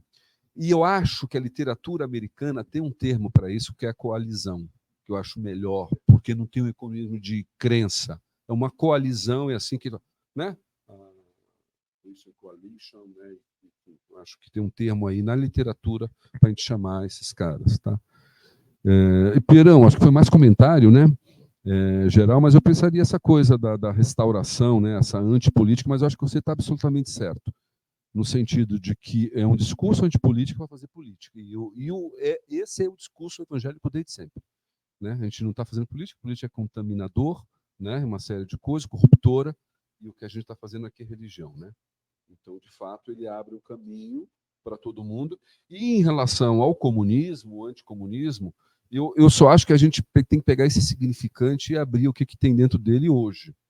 Porque isso daí é comunista ser a favor de aborto, né? Porque ele vira uma categoria que eu acho que ela também deslizou aí em termos de conteúdo, né? Eu acho que o conteúdo é outro. Mas é uma estrutura de longo prazo. Funciona, ativa, né? Basta dizer que o comunismo já ativa uma série de preconceitos. Mas na hora que as pessoas estão identificando o comunista, né? Eles estão identificando, na verdade, um cara LGBT, né? De repente passa como comunista. Tá? Bom, vamos lá?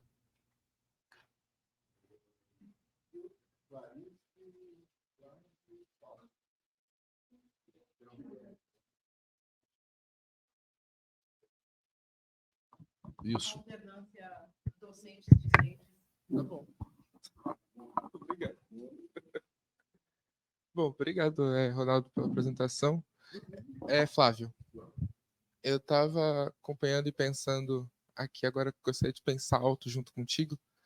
Você mencionou quando o Vargas mencionou o Olavo, depois você mencionou a questão do Ratzinger, tipo, são figuras que são incrementadas e mesmo depois de fora do cenário, as ideias agem muito dentro desse espectro, digamos assim, desses cristãos, né? Desse jeito que você está colocando.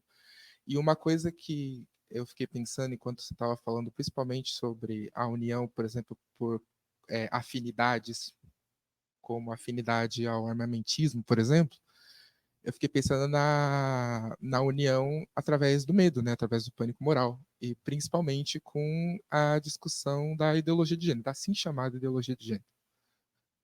E como isso uniu, por exemplo, você falou do setor de não religiosos, e esse pânico moral também pegou muito esses não religiosos. E como isso, eu fiquei pensando em como isso tipo, também agrega a uma discussão de como esse bolsonarismo, essa religião do bolsonarismo foi se difundindo. Porque é uma coisa que nasce na Igreja Católica justamente com Ratzinger, mas é totalmente apropriada pela Igreja Evangélica, são acrescentados outros elementos ali dentro, né? Não só aquilo que está naquela... Eu esqueci, não é súmula que chama, é alguma outra coisa. Que está naquela original, digamos assim. Não é súmula, mas é alguma coisa assim. Encíclica. Bom, naquele documento. E daí, tipo...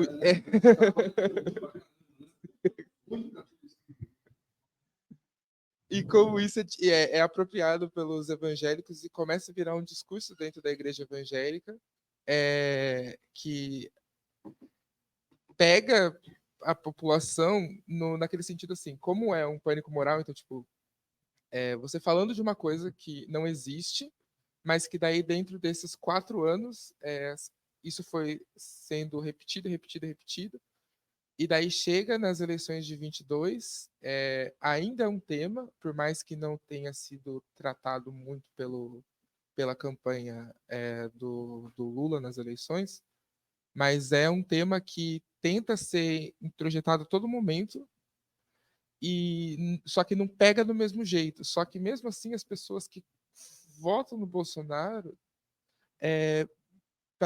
me pareceu, e daí evidentemente você tem dados sobre isso, me pareceu que ainda utilizam a questão, por exemplo, da ideologia de gênero, ou seja, dessa união pelo medo, né?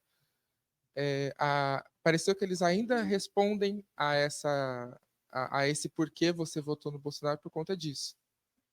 Então, por conta desse, porque ele vai acabar com isso aí. Isso tudo que está aí, né? Essa frase, né? Isso tudo que está aí. Não acabou ainda, mas vai acabar. Então, tipo, essa ideia de postergar por conta de um medo de alguma coisa que está por vir. Bom, obrigada. Bom dia, Ronaldo. Peço desculpas pela minha entrada atrasada e desajeitada. Mas pelo que eu entendi, eu cheguei para o fim do primeiro movimento, adorei essa sua expressão, e peguei o segundo movimento, então... E por incrível que pareça, o fim do primeiro movimento foi sobre o judaísmo, né? E aí eu vou fazer uma pergunta completamente leiga em termos religiosos de quem é de família mezzo-judaica, mezzo-católica, então eu realmente não sei nada. Mas eu acho que tem uma coisa bastante interessante. Eu ia falar 3 coisas, na verdade, que me passou pela cabeça. Assim. Uma você estava falando dessa eu falei de atrapalhada, meio disruptiva, assim, dessa coisa disruptiva que dividiu comunidades religiosas. Judaísmo, né, na comunidade judaica, que sempre foi dividida. Então, eu ia até te falar isso, assim, a minha família se diz de judeus laicos. Eu sempre achei muito impressionante essa expressão. Até hoje eu não entendi exatamente o que é isso. Assim. Fazem jejum, tudo isso, mas são judeus laicos, é assim que se dizem. Mas sempre teve essa divisão em em todas essas comunidades religiosas. Isso foi agravado, né? Aí, a religião, eu pensei, obviamente, no movimento indígena, que também se viu com isso, né? E com 2 mulheres indígenas, mas o movimento indígena e essa coisa indígena que está né, toda essa possibilidade, essa ocupação indígena da gestão no governo Lula é feminina também, marcadamente, e são exatamente 2 mulheres que são bolsonaristas e que são indígenas. E aí eu fico pensando, quando a gente fala em indígenas, a gente está falando de uma coisa tão multirreligiosa, né? Enfim, então, tem indígenas católicos, tem indígenas evangélicos, tem indígenas dos encantados, indígenas dos nada disso, indígenas, né? Enfim,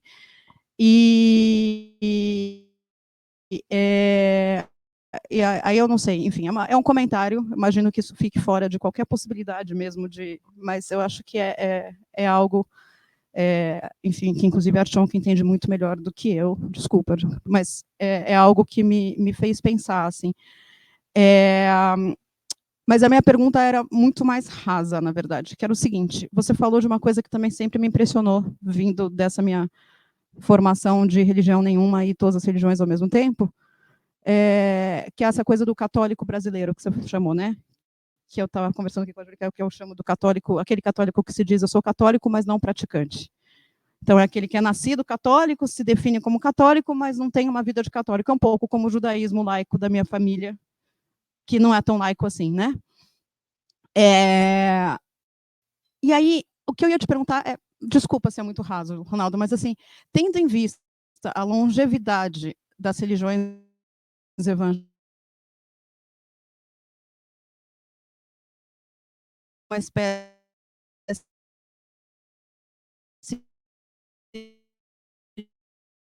de evangelismo, uma identidade que se junta a uma identidade nacional, porque as pessoas nascem católicas, mas aí elas decidem se elas vão continuar ou não. Algumas são, inclusive, né, batizadas, crismadas, não sei o quê, não sei o quê, não sei o quê, e deixam de praticar, por isso que vira o católico não praticante.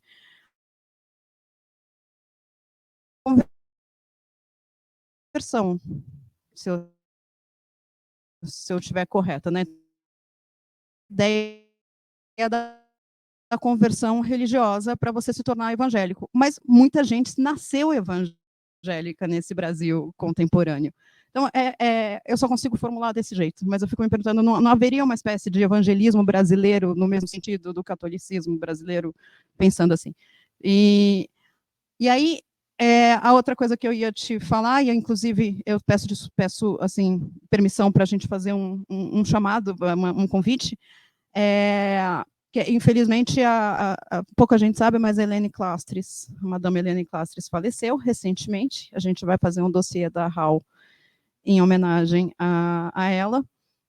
Mas quando você fala, então esse é o convite, daqui a pouco sai a chamada, mas quando você fala de política e religião, eu não vou nem entrar nas coisas dos cientistas políticos e sociólogos, que não está, mas Helene Clastres tem a discussão exata do profetismo e da discussão sobre o que seria o poder religioso e o poder político, com os profetas e os principais, exatamente, né? Então, foi uma coisa que está muito na minha cabeça e por isso que eu lembrei. E na sua... Não, senhor, eu ainda tenho uma outra coisa. Aham! É Ronaldo tentando me parar, mas... Veja só, desculpa. É que eu acho que... E tem a ver... Kiki, mas tem a ver com a sua segunda fala, parar, que é o ecumênico, que eu nunca sei falar essa palavra, e a coalizão. E ecumênico tem uma marca religiosa e coalizão tem uma marca política. Então, enfim, isso está lá na sua discussão. Eu queria apontar isso como um interesse. Passo para trás o microfone, obrigada.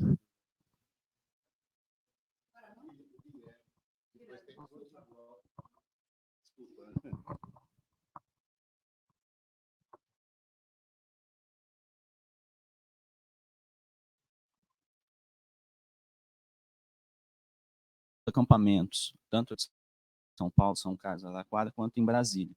E justamente o que eu vi foi justamente que esses momentos religiosos sempre eram os momentos que juntavam mais gente. Então, sempre no final da tarde, você juntava o pessoal. Aqui no interior, você tinha uma presença muito mais católica e, por vezes, até monarquista, então, brincando com a imagem da Nossa Senhora e da Princesa Isabel. Então, você tinha uma centralidade maior de católicos. Em Brasília, a questão dos católicos era um pouco mais lateral. Então, mesmo o espaço reservado para eles, dos santos, etc., era atrás da cozinha, num espaço muito lateral do acampamento, enquanto a presença evangélica ela estava no palco central lá do acampamento de Brasília. E os momentos assim em que, por exemplo, após algo muito triste, você tinha esses momentos em que a união se dava em torno da questão da religião. Então, o pessoal fez uma movimentação de dar voltas no acampamento de Brasília para animar as pessoas. E na primeira volta que eles deram, o grito era Lula ladrão, seu lugar é na prisão. E na segunda volta, eles já tinham mudado já. E a coisa era, feliz é a nação cujo Deus é o Senhor, o grito, né? E uma das patriotas, que aí é a versão nativa de como eles se denominam,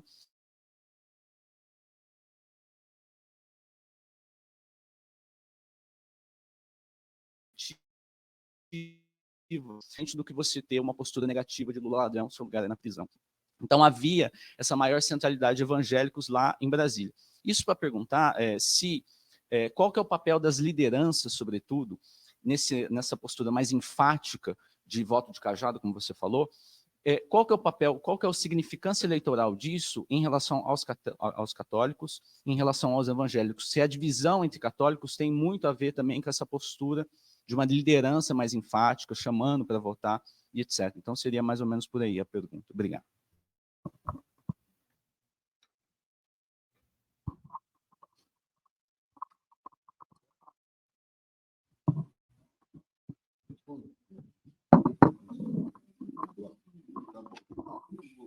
Para ser um pouco mais rápido agora.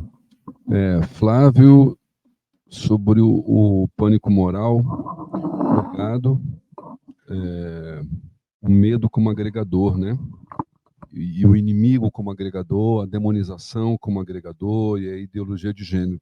Eu estou ouvindo você falar e é uma coisa assim que eu sinceramente, eu não tenho bibliografia para trabalhar, eu não sei se a gente trabalha com isso. Uma dimensão mais sei lá, da emoção, do afeto, dos sentimentos, do medo, porque eu acho que a gente resolve, mas esse é pânico moral. Eu tenho a impressão que a gente descreve meio sociologicamente e joga um pânico moral, mas eu acho que qualitativamente, eu acho que a gente deveria elaborar mais. E não sei se resolve com psicologia social, tal, mas assim, sabe, uma sensação de que tudo que você foi falando, né, uma dimensão mais dos afetos mesmo, né? Tem uma coisa, esse negócio do negacionismo, porque eu falo isso pensando uma coisa assim, do negacionismo, né? O cara é negacionista e você vai lá e argumenta. Não cabe argumentação, não cabe, não é que não seja ilógico, mas não cabe argumentação. E aí eu lembro sempre de um livro do William James, que escreveu sobre religião, e o livro se chama... Eu fui ler esses dias para ver do que estava... Eu só estou apaixonado pelo título, que eu não queria ler, porque ele me remete a muita coisa, que é tipo A Vontade de Crer. Então, assim, quando o cara quer, sabe, assim, às vezes esse negacionismo não adianta ir com a racionalidade, mas tem uma vontade ali, uma volição, né? E às vezes essa teimosia que a gente, né, esses absurdos, desconstruí-lo logicamente, eu acho que é insuficiente, não dá em lugar nenhum, né? Mas como é que a gente apreende isso? Né? Acho que tem que falar de vontade, disposição, humor, sei lá, ir por uma coisa mais assim. Eu me sinto despreparado para fazer um pouco essa conversa, é isso. E acho que a literatura, sobretudo de religião, ela resolve dizendo com a palavra pânico moral, entendeu? Mas qualitativamente eu acho que precisava caminhar mais. Não sei se eu estou te respondendo, mas estou um pouco, né?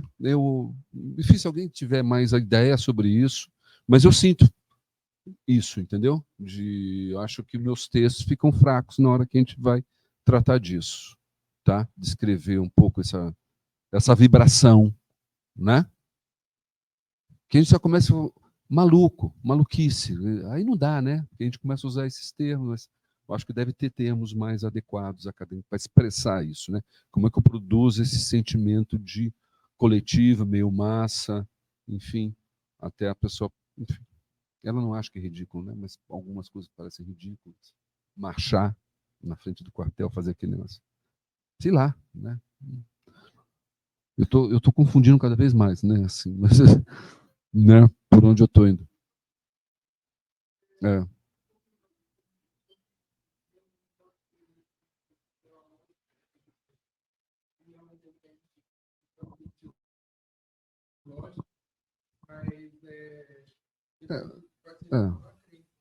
Então, é pouco.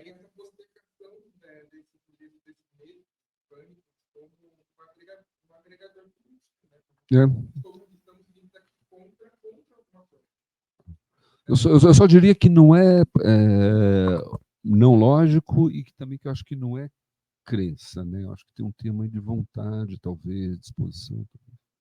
Enfim. Mas não nos entendemos, mas a gente entendeu o que a gente precisa entender, né? Clarice, eu acho que tem várias coisas. Deixa eu...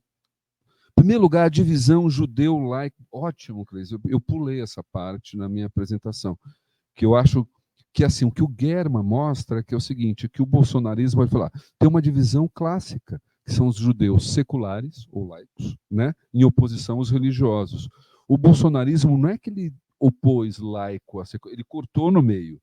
Então eu tenho um secular bolsonarista e um secular de esquerda. E isso que ele está dizendo, essa marca dessa divisão foi cortada por uma outra, né? Produziu divisão aqui e união do lado de lá. Falou, foi um efeito forte na comunidade judaica. Então, acho que isso acrescenta. A coisa indígena chegou atrasada, perdeu-se, eu estava no começo, já falei do texto da Artion, que resolveu esse assunto, né? Mas assim, mas você fala uma coisa dos indígenas, né? A ênfase que eu dou são nas missões indígenas. Então, mais nos atores e não pensando o indígena bolsonarismo. Eu não tinha pensado isso, tá? Eu não coloquei isso, eu coloquei mais das missões transculturais que são bolsonaristas, dos atores, né? A coisa do católico, o católico não praticante. Eu esqueci também de dizer isso, que em 18 eu vou escalonando. Em 2022, eu digo que tem católico quanto o resto. Aí eu acho que já não cabe mais aquela tabela católica, evangélica. Eu acho que uma tabela boa, que um quantitativo aceitaria, é assim, você consegue dizer a partir desses dados evangélico ou não evangélico? Porque é muito parecido católico com sem religião, com espírita, entendeu? Você tem uma coisa... Eu até reforçaria mais essa ideia da calcificação entre os evangélicos. Não tem escalonamento, é eles contra a rapa. É assim que está aquele gráfico, né? Aí o evangelismo está certo também, um evangelismo culturalizado, mas nato. Já estamos no nível da terceira, quarta geração de evangélico, filho de filho de filho de evangélico. E acho que o que existe no movimento evangélico não é um crescimento só demográfico, não é um crescimento político, mas, sobretudo, uma expansão, digamos, naquele nível da cultura, né? Desde práticas culturais, como música, mas comportamentos, hábitos, naturalizar expressões. Eu lembro, tá amarrado. Amarrado. Esse negócio veio das igrejas evangélicas, não tinha no vocabulário brasileiro uns 10, 20 anos atrás. Eu lembro quando esse negócio começou a usar. Então, todo o vocabulário que os próprios católicos estão se convertendo a certa estética ali nos acampamentos, né? Eles faziam coisas que pareciam crentes, né? Se não tivesse uma imagem de uma santa ali, às vezes parecia uma oração, mas parecia uma coisa gospel. Então, você tem uma expansão na forma, na estética, na performance, na sociedade brasileira dos evangélicos. O que significa substituir os católicos, mas a gente está num contexto cada vez mais claro de pluralismo. Talvez seja esse o pano mais de fundo que a gente tem que ter. Um contexto cada vez mais plural, embora um pluralismo ainda predominantemente cristão.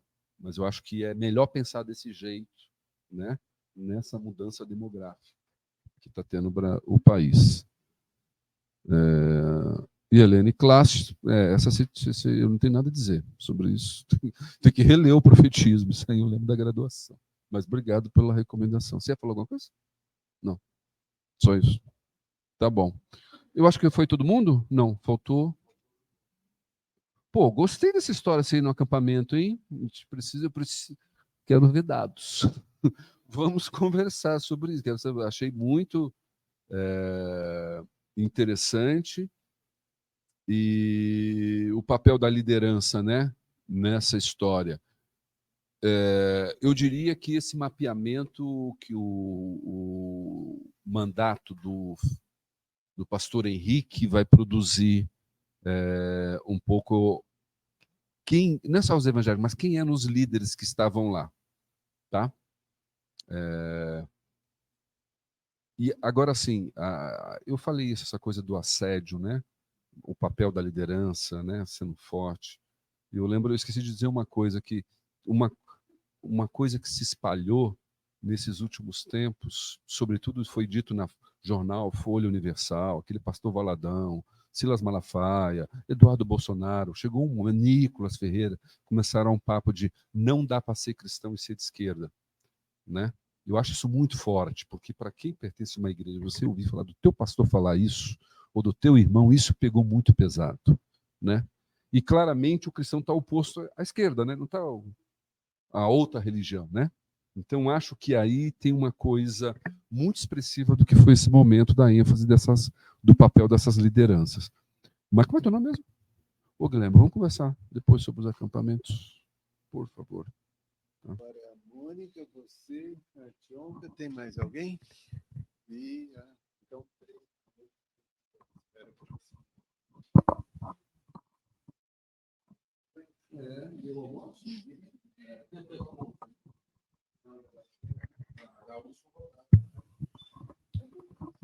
Se quiser só mais uma. Diga. Tá. Não, mas depois a outra. Diga. Bom dia, professor. Muito obrigada. Eu amei a aula. Eu gostaria de fazer uma pergunta. Para mim foi uma baita de uma aula maravilhosa. Eu gostaria de fazer uma pergunta em relação aos neopentecostais. Eu sou uma neopentecostal da Igreja Universal. E eu, assim, quando eu quero entender o termo neopentecostal, eu fico muito perdida, porque se fala muito da empresarialização dessas igrejas, mas eu olho para a Lagoinha, às vezes até mesmo para Deus é Amor, parece que tem uma empresarialização lá também. Eu olho, eles falam, mas tem a guerra espiritual. Mas eu olho para a Assembleia, também tem a guerra espiritual. Aí fala, mas a teologia da prosperidade. Mas, nossa, eu conheço vários assembleianos que também fazem teologia da prosperidade, ou barganha com Deus, como eles chamam. Qual é o limite dessa definição desse termo? Porque parece que a gente está tudo se tornando uma coisa muito parecida dentro do pentecostalismo. Ai, eu tô um pouco nervosa, gente. Tô indo bem. Ai, obrigada.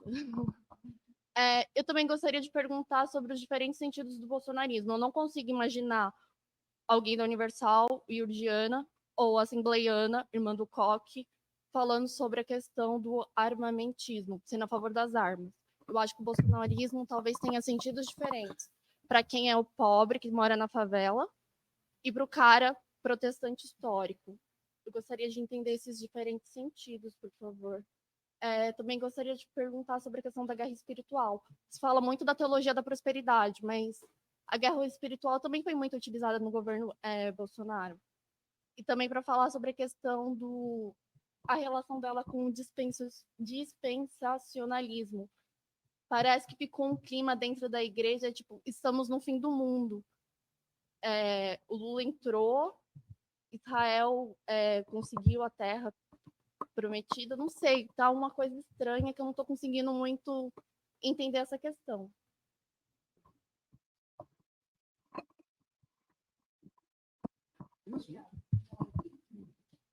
Bom dia, professor. Eu sou o Vitor. Minha questão é a seguinte: o senhor comentou, né, que a Opus Dei no governo ela é eleitoralmente irrelevante, né? Eu imagino que os calvinistas reformados também. No entanto, eu vi recentemente, saiu a lista de convidados da Consciência Cristã, que é um evento bastante expressivo no meio evangélico, né? E o público desse evento é majoritariamente pentecostal. Só que a lista de convidados é predominantemente reformada, calvinista. Então, a minha pergunta é a seguinte: o senhor vê a possibilidade dos pentecostais comprarem esse discurso de cosmovisão, de intervenção cultural, dizem, tem?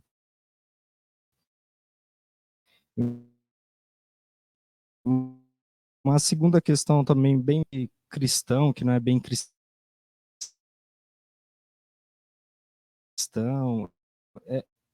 isso seria mais uma sacralização do secular?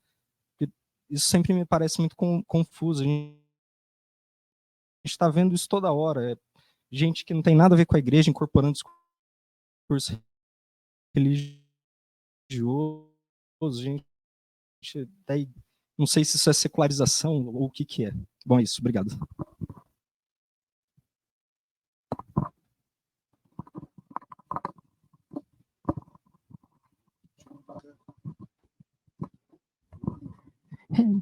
Desculpa aí, Ronaldo, vou te pôr para trabalhar um pouco mais. Bom dia, gente.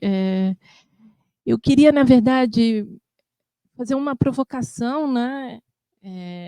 Retomando a pergunta do Flávio, né? Porque ouvindo a Mônica, também fiquei pensando sobre isso. Se é possível pensar essa ideia do união pelo medo, do pânico moral, né, relacionada à guerra espiritual, né? Eu fiquei pensando muito sobre o que acontecia, o teu mestrado lá, sobre a Igreja Universal e a incorporação dentro da igreja das entidades do Candomblé e da Umbanda, e para mim, que não sou da Igreja Universal, que estou lendo, que estou vendo de fora, ali parecia que não tínhamos só um movimento de venha para cá, porque a prosperidade está aqui, mas um movimento de botar medo nas pessoas e unir pelo medo. Não sei, é uma provocação. Não? Só isso.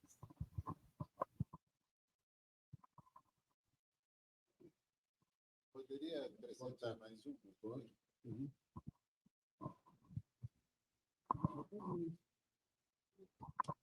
Oi, bom dia. Meu nome é Sara. Você falou um pouco sobre como a política do Bolsonaro atravessou, né, os diferentes formas de enxergar a fé, né, então católicos, os protestantes. A minha pergunta é se vai haver, ou se há, ou se haverá, uma homogeneização de uma nova religião bolsonarista, que não é mais só católico que se inclina ao bolsonarismo, ou protestante que se inclina ao bolsonarismo, mas pegando de cada uma dessas vertentes religiosas alguma agenda política ou alguma pauta moral e formando essa nova possível religião, que é claro que ela não vai se chamar bolsonarista, né? Vai se chamar, sei lá, União do Povo, Juntos pelo Brasil, aqueles que acreditam na missão de Deus, enfim, não sei. Algum outro termo, se vai haver essa homogeneização. É isso.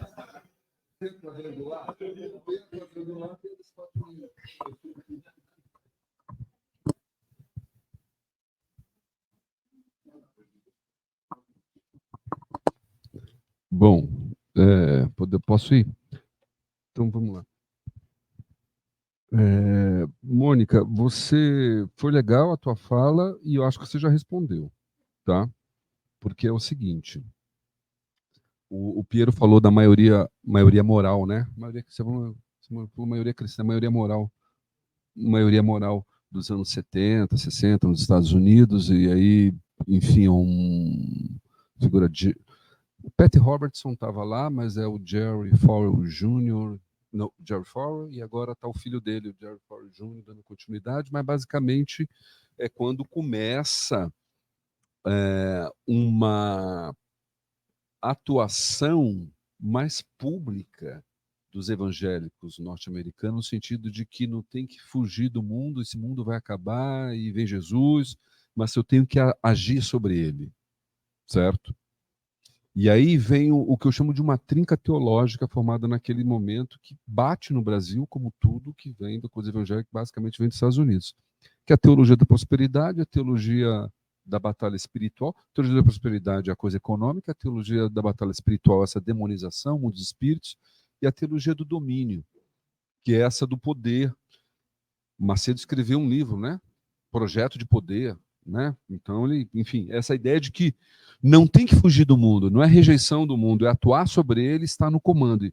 E aí uma proximidade com o calvinismo e com o fundamentalismo norte-americano. Então, ali está o berço de boa parte dessas coisas que esses evangélicos estão reproduzindo nessas três. E o que está... É aí que eu digo que tem a resposta, é que as igrejas, e desse período, nasceram as igrejas neopentecostais. Então, as igrejas pentecostais são aquelas que ainda não estavam nesse, tinha aquela ideia de crente não participa de política e tal. O que aconteceu é que está tudo se neopentecostalizando. Então, o que você está ficando muito parecido é isso mesmo. A Assembleia teve uma briga interna, mas ela está adotando a teologia da prosperidade. O demônio sempre teve, mas, enfim, a demonização, né? E essa ideia de um projeto político de domínio. Também isso aí, enfim, é diferente antes da Constituinte. Então, a ideia de uma homogeneização, acho que faz sentido no sentido de que essa que está para trás está se atualizando, está ficando mais parecida, né? E aqui estou tendo desdobramento, e aí você não consegue ver muita... Aí você vai tendo pequena diferença, o Valadão põe uma coisa moderninha, mas no ponto do discurso é igualzinho aos outros, né? Então, acho que a tua resposta, a tua percepção me parece correta, né? de um pentecostalismo antigo, Assembleia de Deus. Eu acho que Deus é amor ainda se mantém, né, com o tradicionalismo, mas o resto vai. A coisa do armamentismo também, acho que foi muito legal. Sempre é importante falar o plano da liderança e o plano do fiel, né? O Reginaldo Prandi tem um artigo que faz uns 2, 3 anos, que fez com mais um aluno, sobre a questão do armamento na bancada evangélica. Ele tem o dado da bancada evangélica, ele fez um survey, e o Datafolha, com a população. Ele falou, tem um descompasso aqui. O evangélico fiel não quer armas, rejeita armas. Mas não os pastores, mas os deputados, eles são a favor das armas, né? Então ele vai contando um descompasso. O que eu explico, em parte, porque deputado é eleição proporcional. Na eleição proporcional, você sempre acentua mais, né? Para conseguir aquele naco. O que eu acho é que ele foi para uma dimensão majoritária, né? Eu acho que houve essa passagem. E assim, o cara pode ser contra, mas esses pastores foram importantes numa normalização. Eles estão sendo importantes na normalização. Eu tenho os parentes da Assembleia de Deus, importantes figuras, né? O Bolsonaro foi falar numa convenção e defendeu o armamento. Eu vi aquilo, a Folha soltou, eu peguei e escrevi para esse parente, né? Vocês não vão escrever nenhuma nota declarando que votam em Bolsonaro, concordam com Bolsonaro, mas não concordam com isso? Porque você pode fazer isso, você não precisa negar o cara, né? Tem que ser o pacote inteiro. E ficamos no pau. E a Assembleia de Deus fez silêncio, né? Campanha dentro da igreja do Bolsonaro falando em armamento dentro da igreja, né? Então, enfim, quando eu estou falando em armamento é isso. Acho que separar fiel, separar quem é a favor e separar esse silêncio cúmplice que eu acho que teve, tá? Das instituições da liderança. Vitor, consciência cristã, legal saber desse evento, mas assim, para não ficar uma conversa interna, calvinista ridiculariza os neopentecostais. E por isso que os neopentecostais acham que eles são frios, metidos, intelectuais, fizeram a religião. Então é um pau pesado. E o Bolsonaro uniu os caras, né? Então você tem os neocalvinistas abraçados com Malafaia, com Feliciano, né, fazendo. Então acho que teve um milagre aí.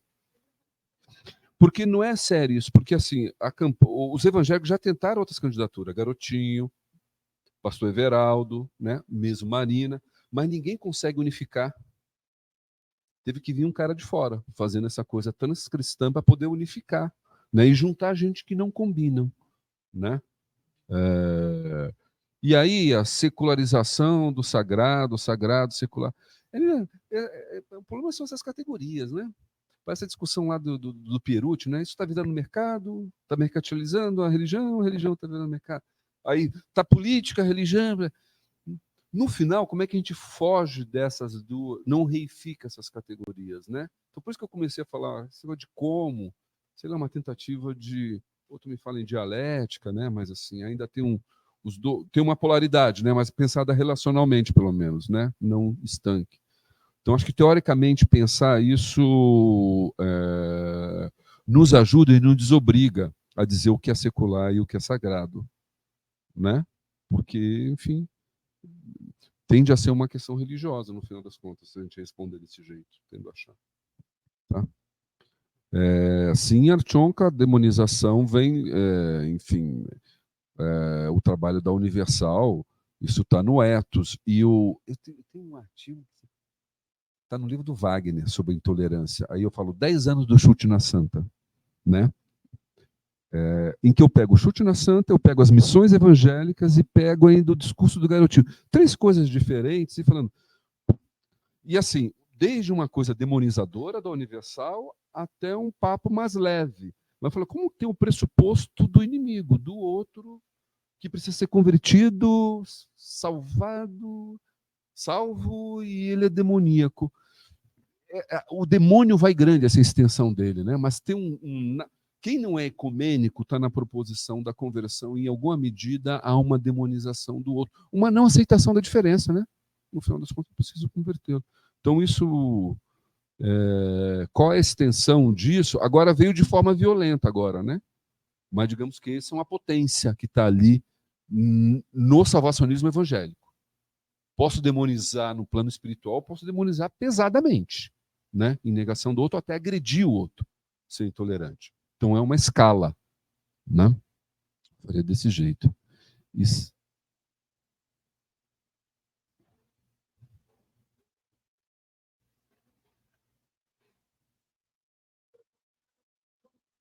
Sim. Sim.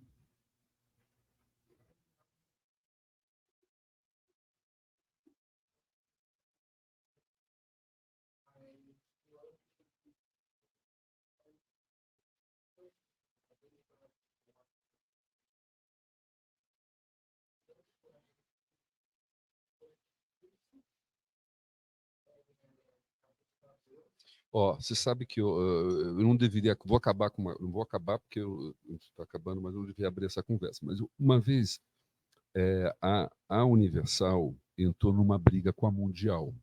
Aí eu escrevi um artigo chamado Universo contra o Mundo, né? Na verdade, eram as duas. E o que era? A Universal... Não, é o Valdemiro, o do chapéu. Aí ele falando assim, a Universal acusando o Valdemiro de corrupção, de usar o dinheiro da igreja. Aí aparece, isso ficou uns 2 anos no site da Universal. O Macedo expulsando o demônio e o demônio falando, porque o Valdemiro, que é a Globo, não sei o que lá. E eu assim, porra. Aí eu ligo a televisão, vejo o Domingo Espetacular, na Record, apresentado pelo Paulo Henrique Amorim, falecido, e ele fala que a Universal, o mesmo texto, assim, o mesmo tipo de acusação, e eu falei, o editor é o mesmo, né? Do demônio e do Domingo Espetacular. Então, assim, mano, não para com isso, né? Aí eu apresento isso, aí estava lá, o Otávio Velho, lá no Rio Grande do Sul, Carlos Stein, falei, será que não está na hora da gente tratar um pouco essa liderança na chave do cinismo? Porque, assim, fica uma coisa de como é que a gente trata os nossos objetos nativos, informantes, interlocutores, mal intencionados, né? Que você começa a falar, o fiel, tal, mas o cara acredita mesmo nesse negócio? Quando falam que vão fechar as igrejas, você acredita mesmo nisso? Entendeu? Porque eu acho que a gente, no plano da turma da religião, a gente trata como cínico um político, mas não trata um líder religioso, porque tem que salvar alguma lógica, uma perspectiva antropológica, de entender a diferença. O cara está manipulando, né? Acho que trabalhar essa ideia de manipulação, de, enfim, sem ser o discurso de mídia, né? Assim, né? Mas não é, cara. Tem que tratar isso com mal intencionado, né? Eu acho. Levar a sério o nativo, levar a sério é levar que ele é um cínico. Mentem. É isso. Bom, e por fim, Sara, se haverá uma nova igreja, Deus ajude que não, do bolsonarismo, né? Do bolsonarismo que decanta. Eu acho que se a gente pensar em religião, acho que não vai dar, né? Acho que não é simples. Mas por isso que a ideia do nacionalismo cristão é mais um ambiente de reconhecimento, né? Aí a minha pergunta é se essa coisa vai fixar, vai calcificar no país, né? Com essa configuração, cuja humus é o bolsonarismo, mas ele pode ultrapassá-lo, né? Ele pode ultrapassá-lo. Falou? Obrigado.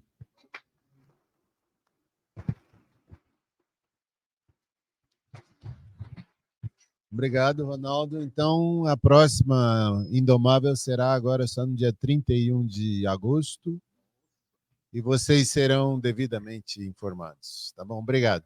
Tá? Vai ser a professora Lúcia Van Velten, que é curadora das coleções etnográficas lá do Museu Paraense Emílio Guild. Tá? Bem de longe.